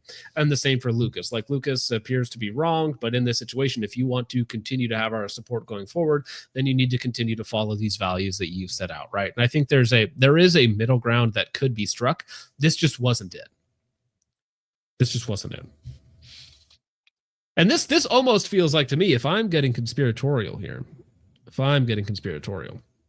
that maybe his close ties with the Botkins, because they were the guys that talked him into homeschooling his family. He's been at their place multiple times. He started to pastor his own church. I'm not sure if that's a connection with that family. I don't know all the ins and outs, but maybe this was to bolster their side of the argument. Maybe they were like, listen, we're calling in all of our favors right now. We sent out Brandon and that didn't quite work. So now we're trying John Lovell. We'll try one more. We'll try somebody else. Maybe this guy's a better orator. Maybe he can make his arguments a little bit more clear. Yeah, it seems to me like John is friends with the brothers and not so much with Lucas. And the father and the Lucas too. He's a friend of the family. Yeah, and he just views Lucas as the younger brother of his friends. So he's friends by extension. I'm your only friend. But I'm your only friend. You've pushed away everybody else, Lucas. I know you since the last time I talked to you last year. Stealth Life for $2 on Rumble. Thank you very much. It says, are Luth AR uppers any good? I want to get their A1 C7 upper from our carry handle build, and I like how it looks.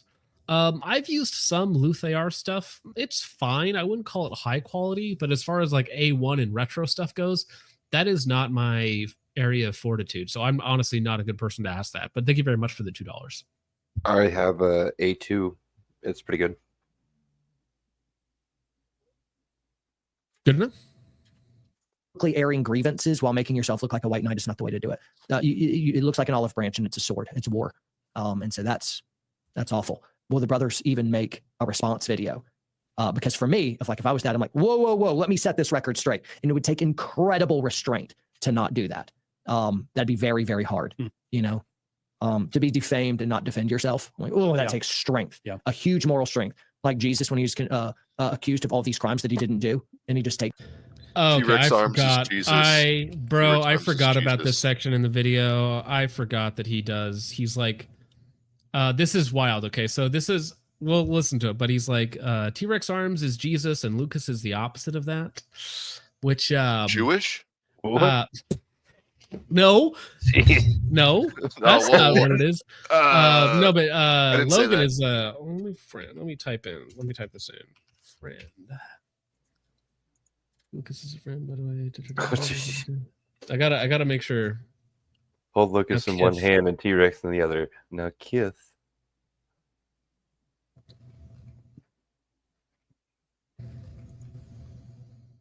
Okay, yeah, so he does say Lucas, that's why I'm one of your only friends left in the industry. So he does imply that there could be other friends, but it's just yeah, it's funny. But yeah, I forgot that this section was in here. It's so deep in the video too. Oh shoot, I went too far. No, that's probably right. To be defamed and not defend yourself. Like, nope, I gotta go back even further. Sorry, I missed that part. Grievances while making yourself look like a white knight is not the way to do it. It looks like an olive branch and it's a sword. It's war. And so that's awful. Will the brothers even make a response video? But I love Lucas, but that's awful. Sword. It's war.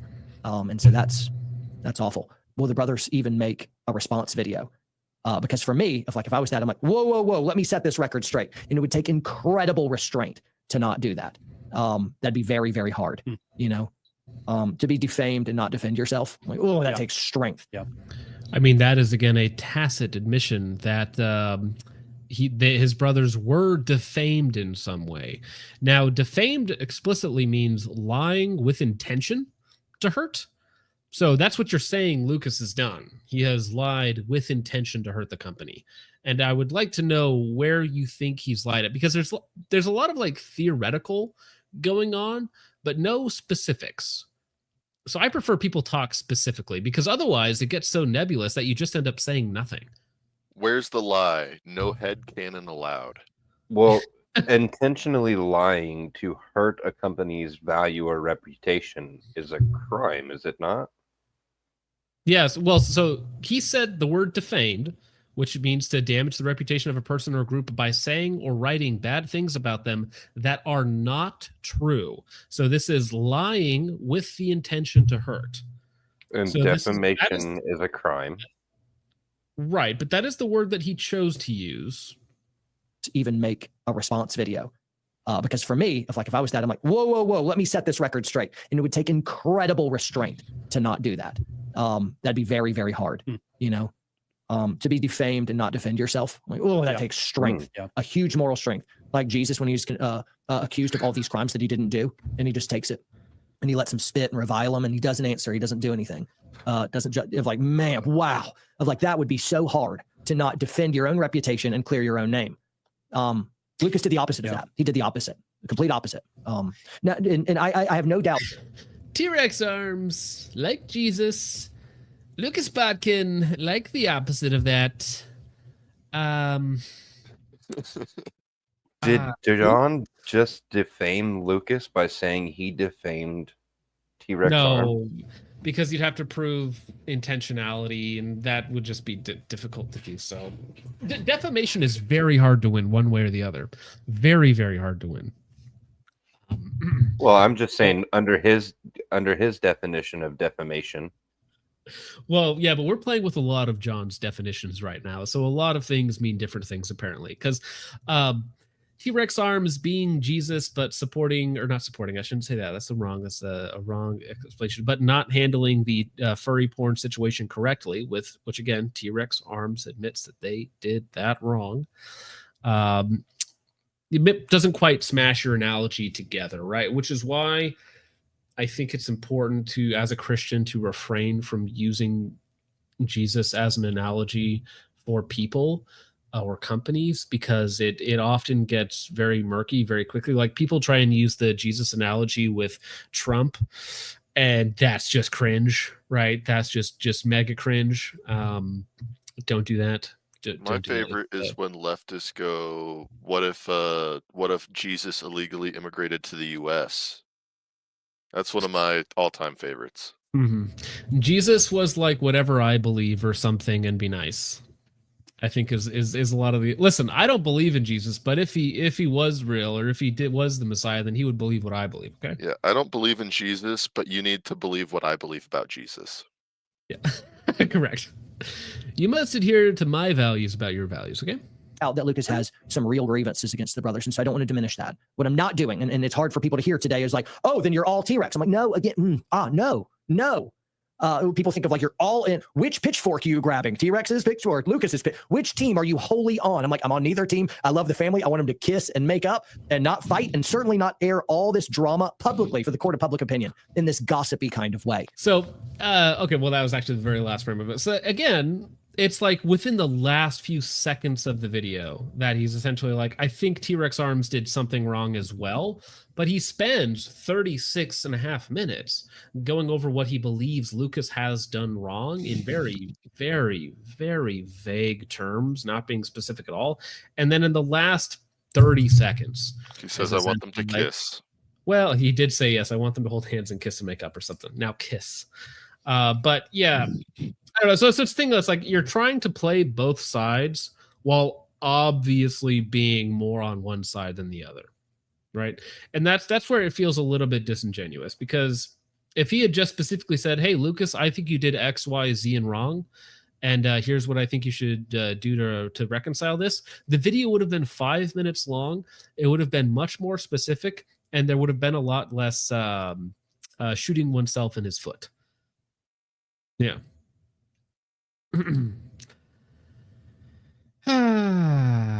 Moving on. That was the John Lovell video. We spent a lot of time. Josh, the true, what does it say? Josh, the true one and only, for $4.99. Excuse me. Sorry about that. Says John Lovell is a rainbow flag bought off retard. No sane human would think it's Lucas' fault for bringing out T-Rex for what the brothers did. I think that is a very normal interpretation of events. Excuse me. Thank you very much, Mr. Josh. Appreciate that. All right. Well, we're already 3 hours into the stream, so I don't know. Oh shoot, I shouldn't click on that. That was dumb. I just intentionally, as my brain goes to like, oh, click on notifications. What's new? But you never know what sort of wacky stuff I could click on in the meantime. But why don't we talk about some fun? Is that what I thought it was? Just Training, quote unquote. This is definitely a thing that could happen. That you could train. Now, this gentleman in the back here is wearing a lot of garbage. Doesn't look particularly comfortable or like it's even filled. It's like just pouches on for the sake of having pouches on your plate carrier. There's a guy down range with some targets dancing in between them. And this gentleman, for tactical training purposes, is attempting to engage them with a live no-shoot. You're not Brazilian police. Please stop. No-shoots are, a part of USPSA and other categories where there's targets that you're not allowed to shoot. Usually they have a points penalty. In this case, I think this has a prison penalty, which is a much higher level game to be played by experts. Retards in your basement, probably not the target audience for this. I thought Squid Games was Koreans. And he's jumping, man. I don't like that at all. He's trying. But he's getting closer. Well, he's like psyching a little bit. Oh, that looks. Oh.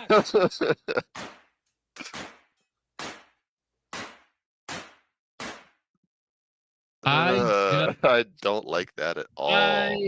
I just don't enjoy it. I get scared when there's a woman at the range, okay? This is too much. This is another level. Logan, let me see here. Is that the right? I got him. They got him. Yeah, Logan can hop on anytime he wants. It's just that Dank asks. So if somebody asks and you're on the Discord and I know you and you're not going to spurg out and start screaming slurs, like, yeah, you can hang out. Dank has cogent points, so I enjoy having him on as a good representation of the crew over here. Not everybody on the Discord can get on because some of them are a little less good representations. Talking about you, Loverbra. Maybe SV89 might be a little bit too spurgy as well. I was about to say. Yeah. Let me see. What are we talking about? Did you send him the invite? I did. Patrick? I think SB. I also think SB means well. He's just a little tense. Yeah, he's very passionate about the topics that he cares about. Yes, very much so. All right. Have you guys ever wanted to be the gun guy Marvel superhero that is John Wick? I already am. What are you talking about? Yeah, of course. Yeah, Marshmallow says, pull me in as a local South Dakota. I don't know what South Dakota is. It sounds like a country or a planet in the Dune universe, but yeah. South Dakota and local. I don't know. I don't trust South Dakotans. Hey, it's Logan. Sucks at shooting, which is kind of a misnomer because he actually doesn't suck at shooting. Unbelievable. But it'll be interesting to see how your USPSA prowess stacks up against John Wick tactical training here. Now, the stream has already been nuked once. So if YouTube nukes this second part as well, because I was surprised because it had never nuked us for something that was like an hour and a half into the stream, and it did it That there. was nuts. So, yeah, rough, but we'll keep it rolling.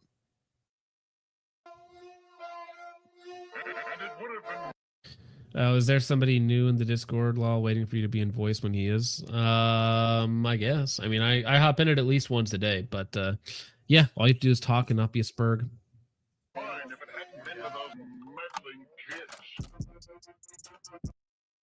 This is also, to be clear, this is from the YouTube channel. I don't know if he's talking about Hide Over Bore or something else that's retarded, but this is from the YouTube channel Infinite Defense, which is also those guys that sell these really expensive targets that are $150 each. I have one. It lasted for 6 to 8 months or so, and it's basically completely torn up now. I think they rated at like 10,000 rounds, something stupid. It's a lot of rounds. 110 rounds per square inch. So 7,000 rounds. That is the total round count of a target, which is actually not a good value proposition. No. Because you can get several hundred. Buy steel. Well, steel's one, but even steel 7,000 to 10,000 rounds, depending on what you're shooting at, it might be fine. But let's just talk about paper. So paper, you can usually get somewhere between 30 and 40 paper targets per $50, or maybe even better in some circumstances. So let's say $1 per target for paper, which you can probably shoot it 100 times with pasters and be fine. Easy. So, and I shoot more than that. I shoot my targets a lot before I replace them. Just because they end up being like 90% pasters before I end up replacing them. But yeah, so they say about 7,000 rounds of 5.56, as Randy points out, 9mm, because it's bigger, will degrade it faster. So your cheaper ammo actually makes the targets more expensive. So I have one, and I ruined it in probably about that 5,000 to 7,000 round mark, something in there, because I shot it with everything straight for about 6 months or so. It was just one of the targets in rotation, but it was the main target in rotation. So it is durable, but I just don't think it's a good value outside of really rainy conditions where you want to leave your target up. But also, to be clear, that $150 does not factor in paint, because the way that you cover up so that you can keep accountable with your hits is normally like I don't have any pasters with me. They're behind me in a box, but like you can get a roll of 3,000 pasters for not much. $5. They're very, very cheap. Like we're talking decimal percentages of pennies per paster. It's nothing. But you don't need a fancy paster gun for it either. You can just no. I just can use rolls of brown masking tape even. So these are pretty expensive targets. They look cool. Okay. It is neat. Super cool. Yeah. But good lord, you have to spend a lot of money. Let's go on Instagram. In the 6 months I had the target, I probably went through 3 or 4 cans of paint. I might have even used it slightly longer than 6 months, but to keep it clean, you have to use a lot of paint. And those are like what, $10-15 each? About $7 a can. I go to Walmart. You can get them for about $5 a can for like a generic white. But still, so let's say overall through the course of its life, it's nearly $200. Right. And you get about a lot of paper targets for that. Yeah. Well, so I bought a pack of 40 cardboard IPSC targets for $60, about $1.50 per. Right.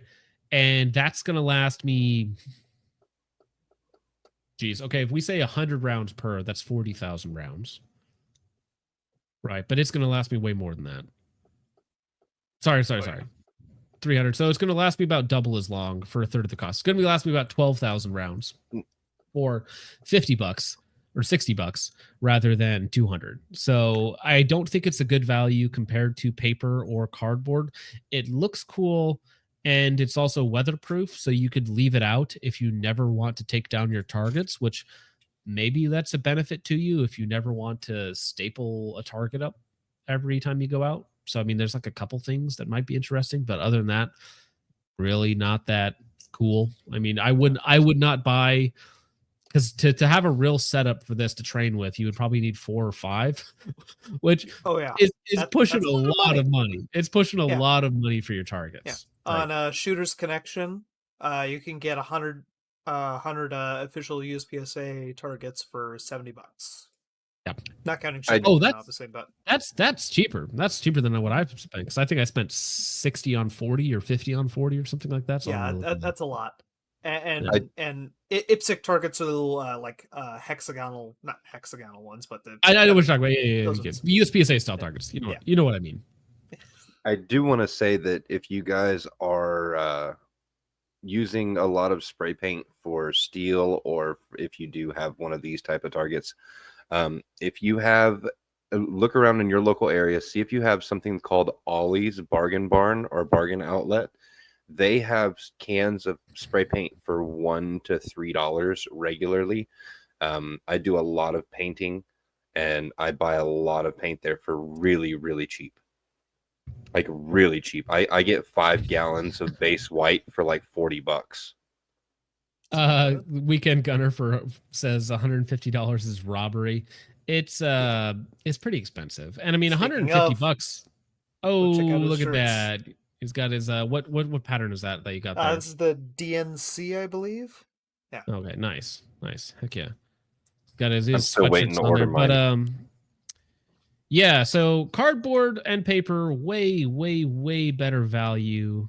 But they did. I like how on their website actually they say, as seen in Garand Thumb's The Mandalorian's Disruptor's Rifle,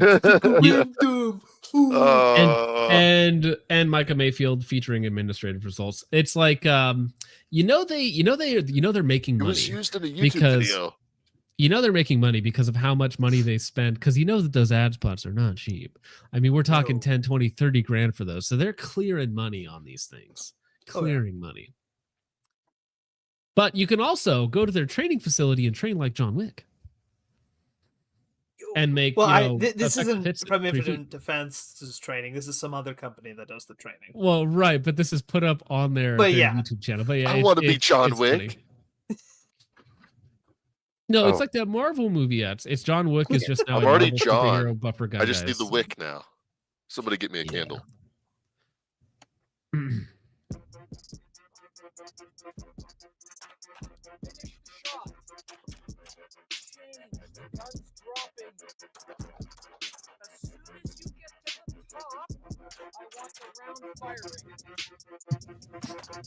Painful. So the main problem that people are going to have with this is that this is not distinctly different from point shooting, which it's already a bunch of nonsense. You can train point shooting, but when you're at 3 feet, you can get away with just about anything. Yeah, just about anything. So a lot of these like instructors, and I believe that Vintage said that this was a training concept built around vehicle CQB or something else, which is another one of those just so nonsense niche things that it's so not gay. It's not different than pure entertainment, as Matt Parinka would say. This is just entertainment. Yeah. This is somebody professing to be an expert in something so niche that there's no way to call him on it. Or like how do you show this in the real world that this is the proper technique? Like, can you point to me an example where this is the proper technique to engage someone else inside of? It's like Aikido, right? Which is a martial arts that is performative. It's not real. It's basically the other person is cooperating with you, and it's more of like a dance almost, right? It's a disarmament type thing. Another nickname for it is called Bullshido. Bullshido, yes, is very famous. No, I thought Steven Seagal was a real badass. Not really. Yeah, that's not grand. The most fun thing is BP Pixar's misses.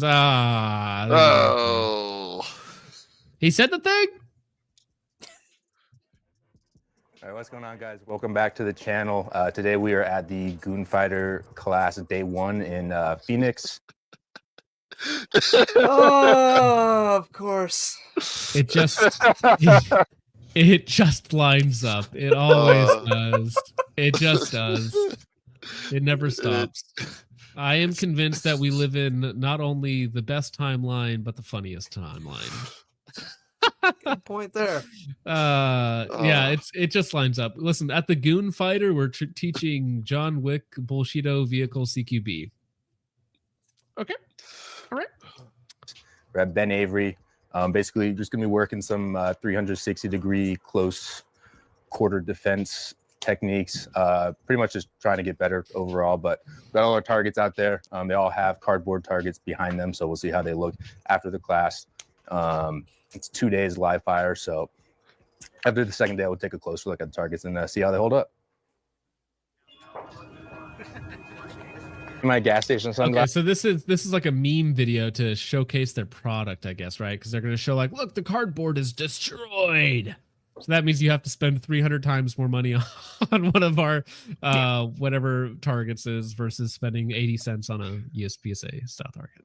Classes. I got them at QT this morning. Yeah, it's as serious as phone booth fighting, car jitsu, which is a real thing, car boxing, and there's all sorts of fun ones. They had one at one of the karate events, combat something or other, where they had a fake gun in the middle, and then it was a fight to try and get the gun from another person, right? And that's how you win the match, basically, is getting control of the gun.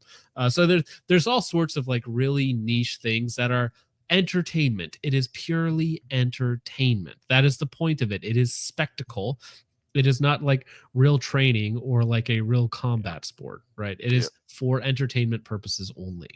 Speaking of this is for the fighting, people who like maybe shoot 1,000 rounds a year, if that, and this is serious training. Oh my gosh, I better get this stuff because I'm gonna need to. This use is the thing this that whatever. I think that this type of thing can make you feel really good about yourself because you're shooting really quick and it looks cool and you're hitting the target, but you're only 3 feet away. So the standards are so low that this is almost like a confidence booster, like training wheels for children, but it's also teaching them to pedal with their hands. And they're like, look, sometimes you might not have access to your feet, so you need to pedal with your hands. And if you go slow enough, you won't notice a difference. I guess. I don't know. Yeah, you're that close away. If you aren't hitting anything, if you're hitting nothing but alphas, like if you aren't hitting alphas, something is very, very wrong. Yeah, and if anybody ever wants some good car fighting content, Sam Hyde put out Rhode Island car fighting like a month ago. That's a good watch. There you go. Sometimes something happens, he's going to the can and he's fixing the red dot battery site. So not only are we in a unique position, just that we're a little bit closer and that we're kind of thinking things through. But remember, I don't want you to like think things through as much. I just want you to get some good exposure to it so you can noodle it later. We already know the application of the environment we're in. That's the only reason why we're doing a little bit of staticness now, which is excellent. You need to use, and thank you for the targets, by the way. You need to use excellent targets like that. You need to use this and get. You need to use these targets in order to be good. You see. So what I'd like to do is I'm just going to demonstrate. He gets paid $50 every time he says that. The combat position. So I'll be like weapon side. I do like that they always have their own like niche little terminology. Like it's like CQB footwork artists are going to have their own thing. You got the combat position, which I don't know about you, but if I'm holding my firearm like this in front of my face, like I don't know if I'd call that the combat position. That's like the granny position. Get slide right on your nose. Right in front of your face. It's the granny position. Don't shoot me. C2 for $2 says Richard Tito. Richard, not a fan of Miku? Question mark. Yeah. Miku is gone. Tito is in, according to the chat. I don't know who either of those people are, but those certainly are words. Thank you for the $2, sir. And then, we're going to get some people out and you're going to do an exposure of that. So I'm not going to walk by and go do like this. I'm going to say, give this a try. How was it? Better or worse? Worse. Try it this way. No. Better or worse? Better. Try it this way. No. Better. Or you get the idea because you have to figure. See, that sounds like you're sampling ice cream, not, teaching people how to actually shoot. I don't know. Try this. Maybe you'll like it more. Like, yeah, I don't know. That's too silly. But I'm going to guide you towards it. That's my job as a guide. All right. So what we're going to look to do is we're going to have. Do you mind being my super friend here? So come up here. Not just a friend. This will be me. This will be you next time. So come on over here. But they're going to say, aim the gun. So you're going to aim the gun. And if the gun is in my right hand, I'm going to try to aim with my which eye? Your right eye. Right hand, left eye. Left hand, right eye. So whatever your weapon side is. For a couple of you, that's your left side. So you're simply around the other side of the gun. All right. And so all I want you to do, really, I would rather this take place off paper or off target, because now as soon as we start shooting at something, everybody starts to worry about where the bullets are going in that. When I'm doing an academy, and wait.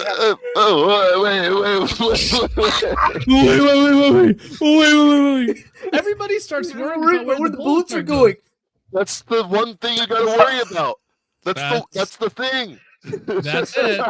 Yep. I'd like to read this out. Okay, where's the transcript? Where are we? Everyone starts worrying about where the bullets are going. All right. Oh my gosh. As soon as we start shooting at something, everybody starts to worry about where the bullets are going. What? Why would you care about where bullets go? Wait, can we? All I want you to do is rather have this take place off paper or off target. What? I gotta back up. What did this guy say? Oh, how profoundly retarded this is. Right? And so all I want you to do, really, I would rather this take place off paper or off target, because now as soon as we start shooting at something, everybody starts to worry about where the bullets are going in that. When I'm doing an academy and we have gone through lots of repetitions of gunfighting, the first... So if I were to steelman his position, like maybe this might make sense if, for instance, let's say I hand you a gun and it's not zeroed. So I tell you, don't worry about like where the group is located on the target. Just focus on, you know, that spot and make sure that your group is concentric to where you're looking, right? But it's not going to be, it's not going to be perfectly zeroed. Maybe that's an argument, but being completely But that's not what he's talking about. No, so.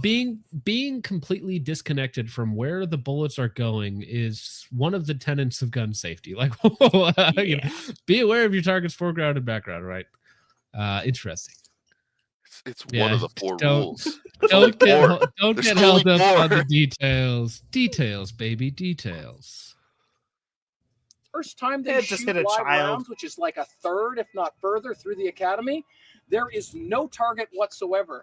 Second time they shoot, it's just watch that front sight come back down again. The first time is just feeling the recoil because there's a little more on a 9 than there has been on an airsoft or an NLTA pistol or whatever. Third time, maybe we start with a target, you know, that kind of thing, right?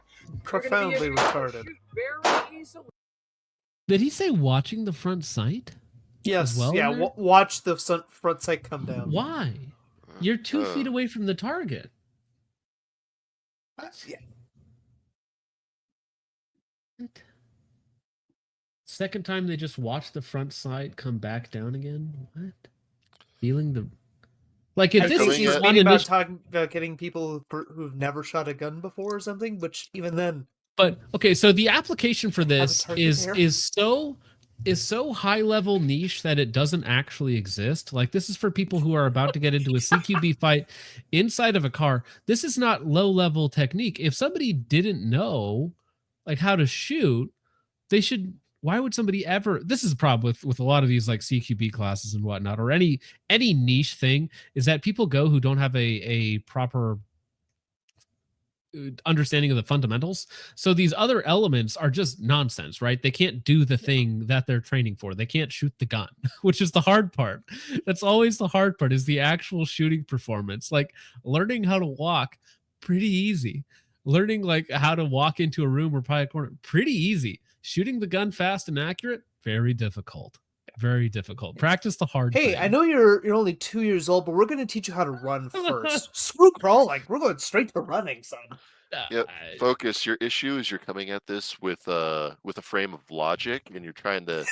Well, it's like somebody doesn't know how to drive a car. It's like, all right, cool. Anyways, F1 next weekend, buddy. F1. I was going to say or even worse. F1 works even better. worse. Like we're doing downhill drifting. Okay. Very niche, but you got to know how to do this. And somebody was like, what's a car? I've never driven this thing before. It's like, brother, no. Well, the nice thing about downhill drifting is no matter how bad you do it, you always reach the bottom. Yeah, I thought it was a little bit odd that they had some women in the Tokyo Drift, especially Asian.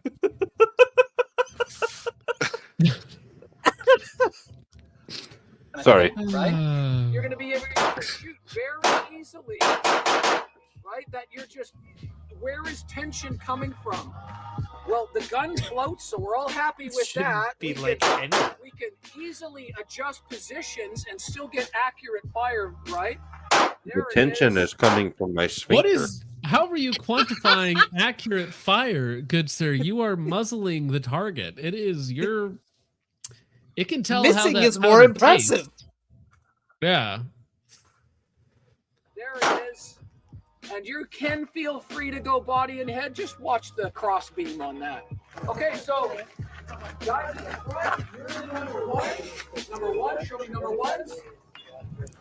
Okay, now how much do you think that these guys actually take this serious, or are they like, guys, this is I hope and pray they don't take a single lick of this seriously. But as marketing, why would you use this guy as your marketing? Because you're obviously like you're supplying all the targets, you're doing all that. Like this is wacky to me. This is a weird inside joke if it is a joke. Just John give Wick gets the Grantham another clicks. $30,000. God, what are they doing? Yeah, I got 8,000 views. It's not bad. And then Yeah, he was 8,000? significantly cheaper. Number one in a moment. Number one is What's up, gonna brother? aim the. All right, brother. And now so we'll talk more about this. I just want you to shoot it in a minute. Where, if I may, the lats versus the small on you, small muscles, right, on everyone. Pardon me. So all I want you to do is aim the gun, and I'm gonna go, hey, can you see the sight when I block that eye? Yes. Can you see the sight when I block that eye? No. Absolutely not. No. And so then you just feel it float. There's no don't worry about where it hits. All right. Okay. All right. So I'm happy when you guys are happy. This first group, this first string on your own time. As many rounds as you like, a whole mag if you like, quick, slow, all that. Just get an exposure and we'll talk after. On your own time, fire.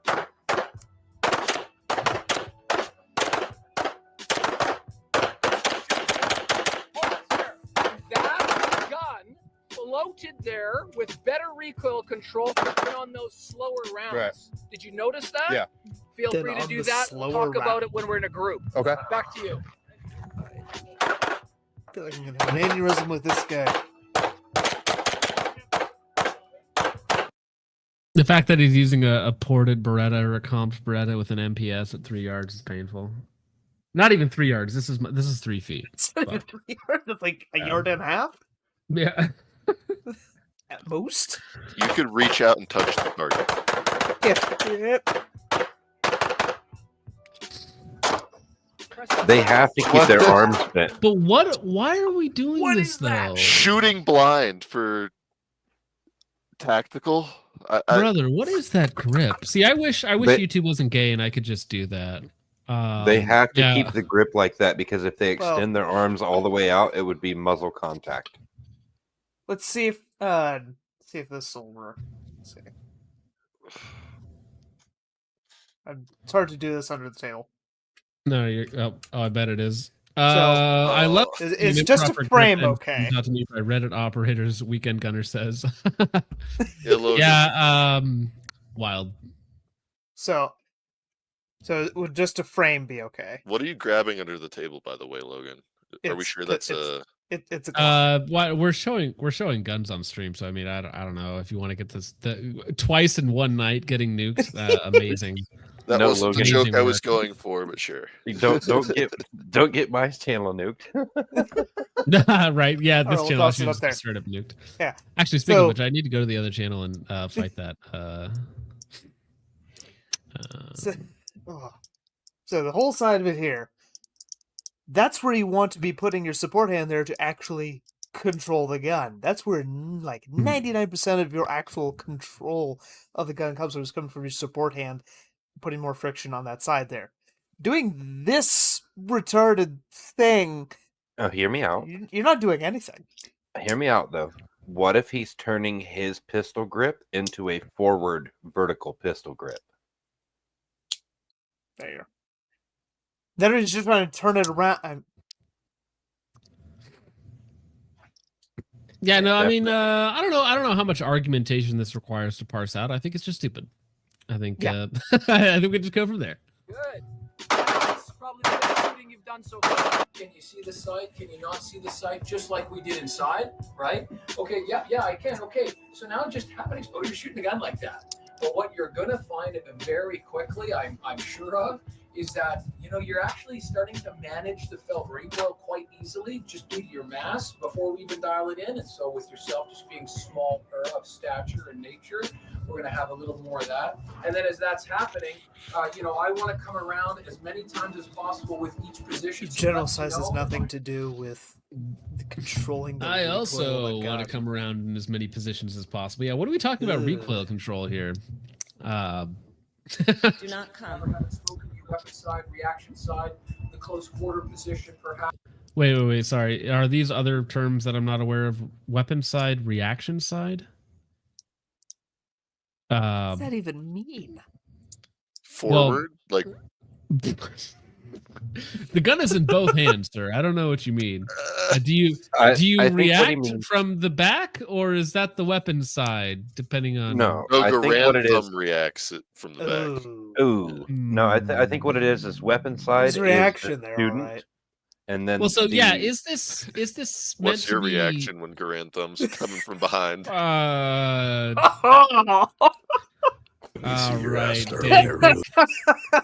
No. Oh, that's nasty. Oh no.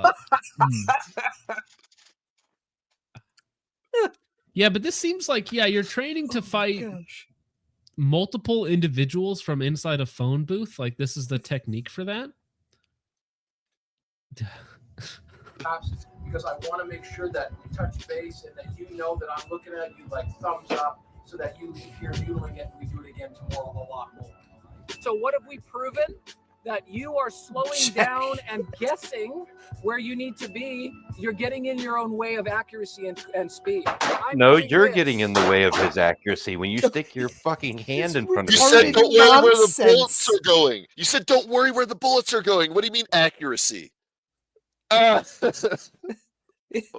hurt. Assassinating Bilbo Baggins. Yeah. This whole Give me back the ring, Bilbo. Just grip the gun like a normal, sane person. Put it out there, shoulders relaxed, no tension on there, and shoot, not this insanity. Well, listen, even if you had to take a compressed shot, like you would instantly get to a place where you would no longer be compressed shooting. Like even if we grant this theory that at some point you might have to take a compressed shot, like if me and you are like shoulder to shoulder, right? But as soon as for there like is a shot or two, not right, the entire mag. It would be like, as I bang, am bang, creating bang, bang, distance. Correct. Yeah. As I am creating distance, I would just assume a normal shooting position. Right. So in this fantasy scenario, you have like, is this a zombie scenario where you're trapped in a room and they only have melee weapons? So they're going to be like attacking at point blank range, right? Is this one man versus 100 gorillas? Like, what is this? Well, Okay? And by the time I get to where I want the bullet to go, I've already fired. Now I'm moving, now I'm doing a thing. Does that make sense? What? Perfect. Come in here and do that. It does not make sense. oh, Good. Start where you finish. There you go. Now what are you going to do? Think about it.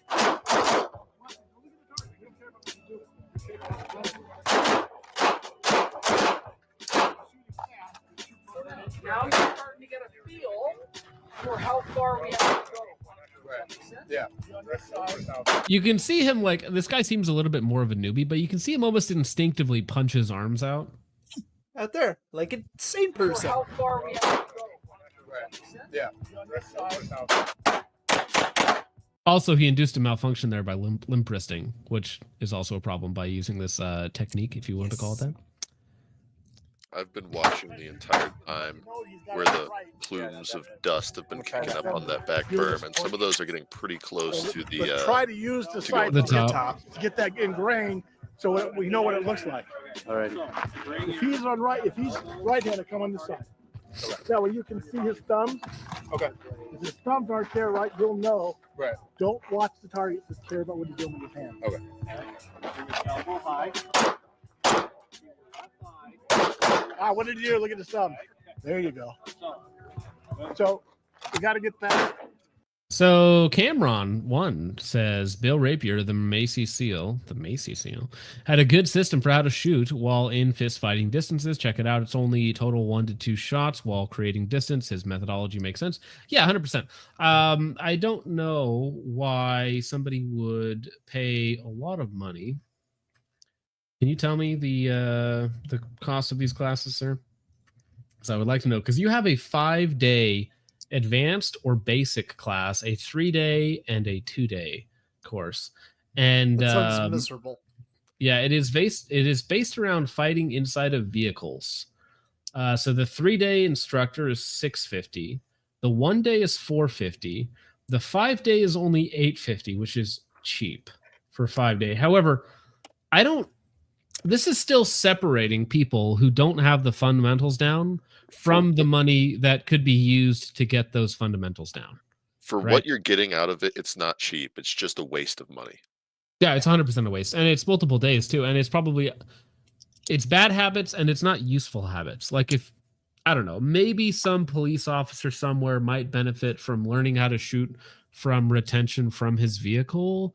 Like maybe that's a scenario that one could train for, but just the average, I mean, and I'm talking like just a little bit, like, I don't know how often this comes up where a police officer is sitting in his cruiser and has to shoot out of his window at point blank range like this. And I'd be willing to bet it's a vanishingly small amount. Well, it happened No, a but couple even- times, at least the one in Minnesota, where the lady was calling for help and she walked up to tap on the window and the cop shot past his partner like that and shot her. That was a rough one.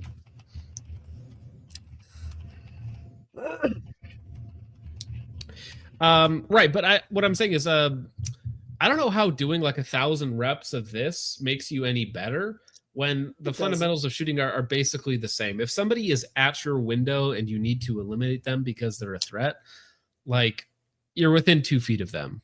You shouldn't holding the gun really in have that general direction will just work if you're 2 feet away.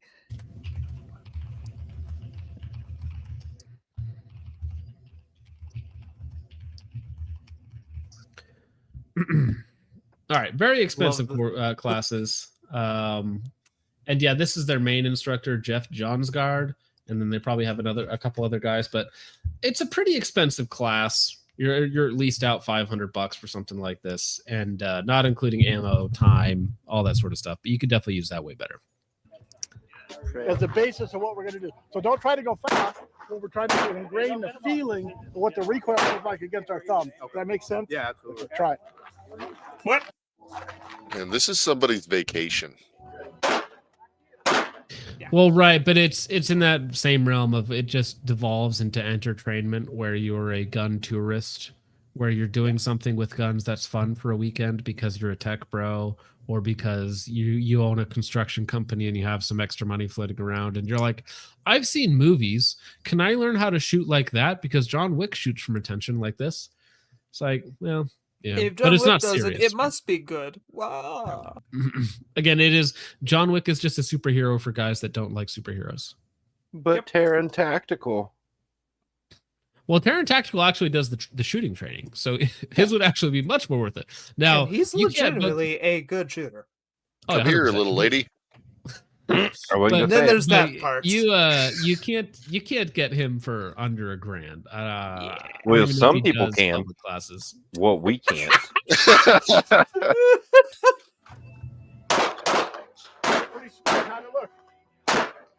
Kind of same as last time. He was a little okay. It not looks wrapped around all the way. smooth. Don't think about speed. I want you to think about technique for right now. I don't want you to use your fingers. What technique is this again, sir, that I'm supposed to be thinking about?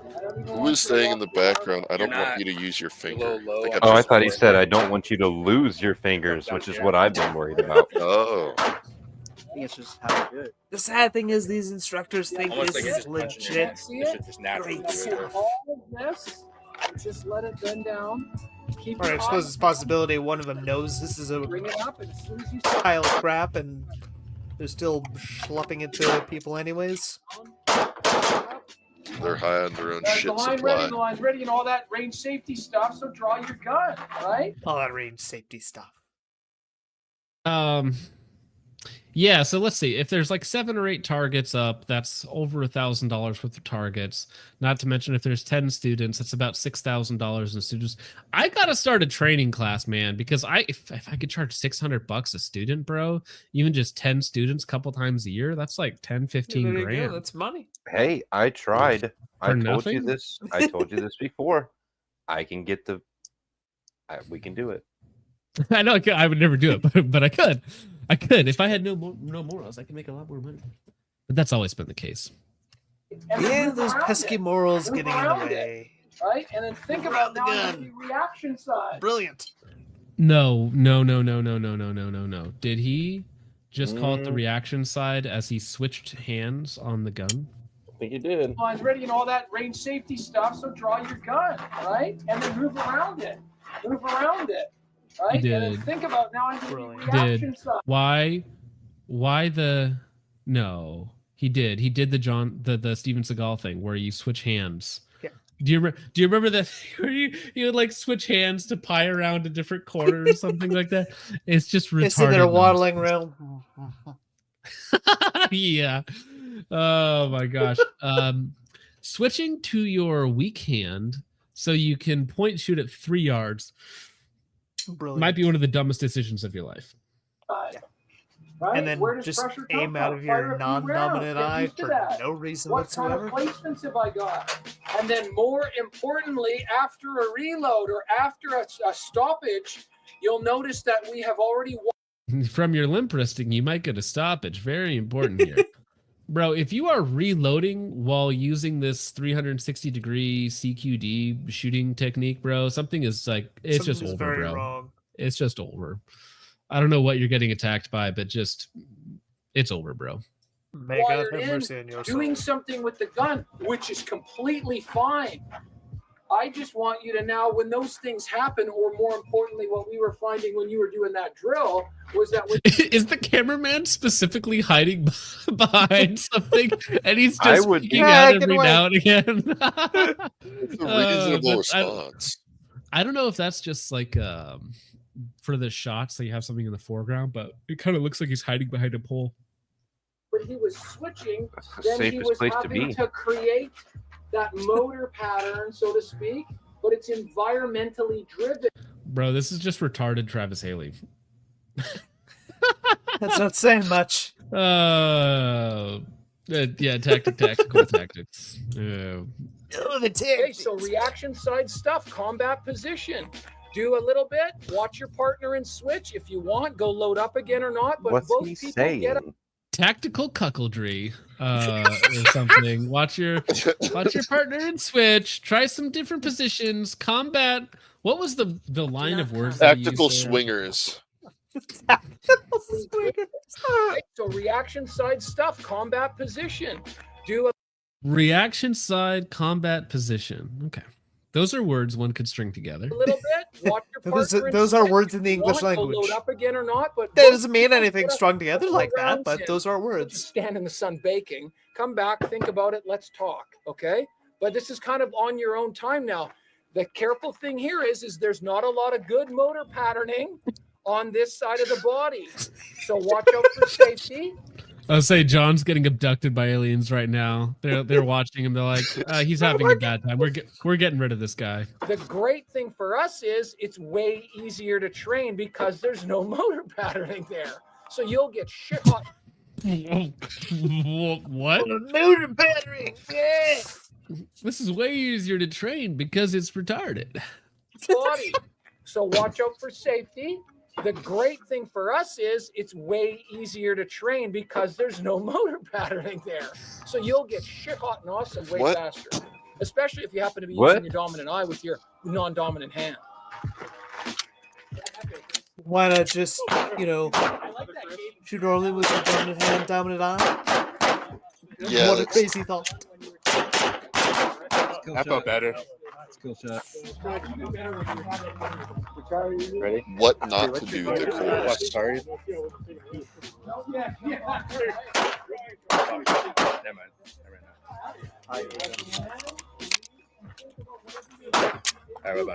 Cameraman deserves hazard pay, by the way.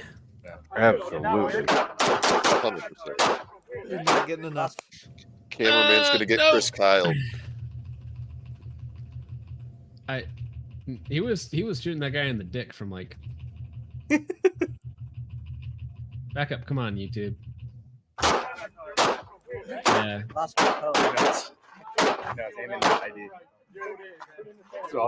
He just said I got him in the ID. I think I saw some around where they released like. Hey guys, thanks for tuning in. version We are closing out today, but we will be back tomorrow. So stay tuned for part 2. There is, in fact, a part 2. Sorry. Is there, in fact, comments on this, though? Yes. We can take a look at it. Voda lives on. Very true. Yeah, I saw a lot of those. Credibility strengthened by the reload mechanics at 1028. How about now? Okay, whatever that means. Looks cool, but I feel the technique falls apart beyond 15 yards. I believe you mean 1.5 yards. 1.5 yards. That's the par time here. The par distance here. Just don't do this. Yeah, here's a great one. Raz Group Training says center axis relock is not effective or superior to traditional shooting styles. There's a reason no tier 1 unit or world champion shooter uses this. Not a one. Not and did my comment get deleted? What the heck? This guy's right. He does definitely sound Canadian. Yeah, this is some Voda Consulting 2.0 shit. Yep. It made me feel like Batman. That's cool that it made you feel that way, bro, but probably not. I'm confused. Is this actual shooting techniques or parody? John Wick style. So yes, it is emulating a movie, which is great. It's an actual shooting technique developed by a former English armed policeman. English, all right. Paul Castle. He developed it as a CQB method from his years doing police raids. This method is definitely not without controversy, hence another commenter's comparison of this video to Voda Consulting. If Paul Castle hadn't passed away in 2011, he might have been able to get it more mainstream, so maybe it was timely passing. Thank God it wasn't. He did manage to teach numerous U.S. police agencies before he died, at least. Voda can't say that. That's awful. Only that he has a loaded gun under his ball sack. Thank you for clarifying. So, yeah, this is one of those before pre-internet training, right before YouTube kicks off and people can just see that it's BS. Before people this kind of reminds me of I want to say it was like in the 60s or something like that, where there was the whole super fad of hip firing everything, where they dip down to like really wide squatting stance and just shoot from the hip. It's like, yeah, just because it was super popular, it's like, oh my goodness, all the big guys are doing it. That doesn't mean it's good. Popular things must be good. Look at Marvel. Oh, man, why didn't I think of that? I will go buy Marvel now. You know what English buy a Funko Pop, armed stupid. police are well known for? Engaging non-armed targets.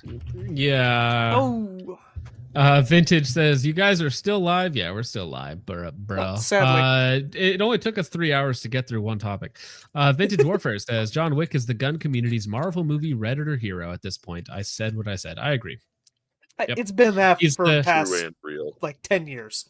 He is the combat switch positions. Don't get me started, Lance. Oh, sorry. Is there something on my screen? No, that was just the YouTube app crashing. But yeah, it's a superhero for people that don't like superheroes. So they do that instead of working out in the gym or actually becoming cool, good shooters. They're like, well, I can do this for a couple of days and feel cool, or something. Yeah, I guess. And all of that for the low price. $450 at the low end, $850 at the high end. 3-day in Logan, Utah. Actually, Lance, I have a proposition for you. Hey, Lance, let's go there. Let's go in our comp gear to this. And just do it normally. September. Just do it normally. Ignore the instructors at every turn and do it faster and more accurate than everybody else, and just ignore them the entire time. That would be funny. And then keep backing up and keep backing up and keep doing it. I think you should lean over. I think you should lean over, like hunch and extend your arms out and do like the tactical turtle and see how close you can actually get to the target itself. No, you got to do the literally slab. muzzle blasting the gun. You got to talk to him about the slab combat stance, which is 2 hands but above the head like a turtle, like leaning over, or like the ballerina stance where you're pirouetting and you're like shooting it or something. You do all sorts of funny stuff. These are advanced level techniques. These are third truth level techniques. Very serious. Very serious. So thank you, Infinite Defense, for your expensive targets and your wacky training style. We appreciate it. See, I don't get it. We were able to watch that entire video without getting kicked off of YouTube, but Lucas touches a gun and gets us nuked. Unbelievable. I probably won't be able to stream. So, okay, before we get out of here, I was supposed to be able to stream tomorrow night with the Lead and Steel Defender, but I don't think that's going to happen on the main channel. And I might want to push that back just to make sure that it's on the main channel, because I think that's for the best. A bit more exposure there. Won't be able, yeah, it's just better. And it's also, this is like more of a video channel, not a live stream channel. So I think we will probably wait for that for Wednesday or Thursday at the latest, or at the earliest, I should say. So that's probably coming up next. But before we get out of here, John, thanks for hanging out. Thanks for giving us your time, your cogent thoughts on the Lucas situation with T-Rex arms and all that other fun stuff. It's hard to believe that was 4 hours ago at this point, but yeah, thanks for hanging out, good sir. It's been a long ride. Got anything coming up you want to shout out before we get out of here? Me? It was my birthday yesterday. Should we cool. Should we sing you happy birthday? Please don't. The stream? Please don't. Just make it really awkward. Happy birthday to you.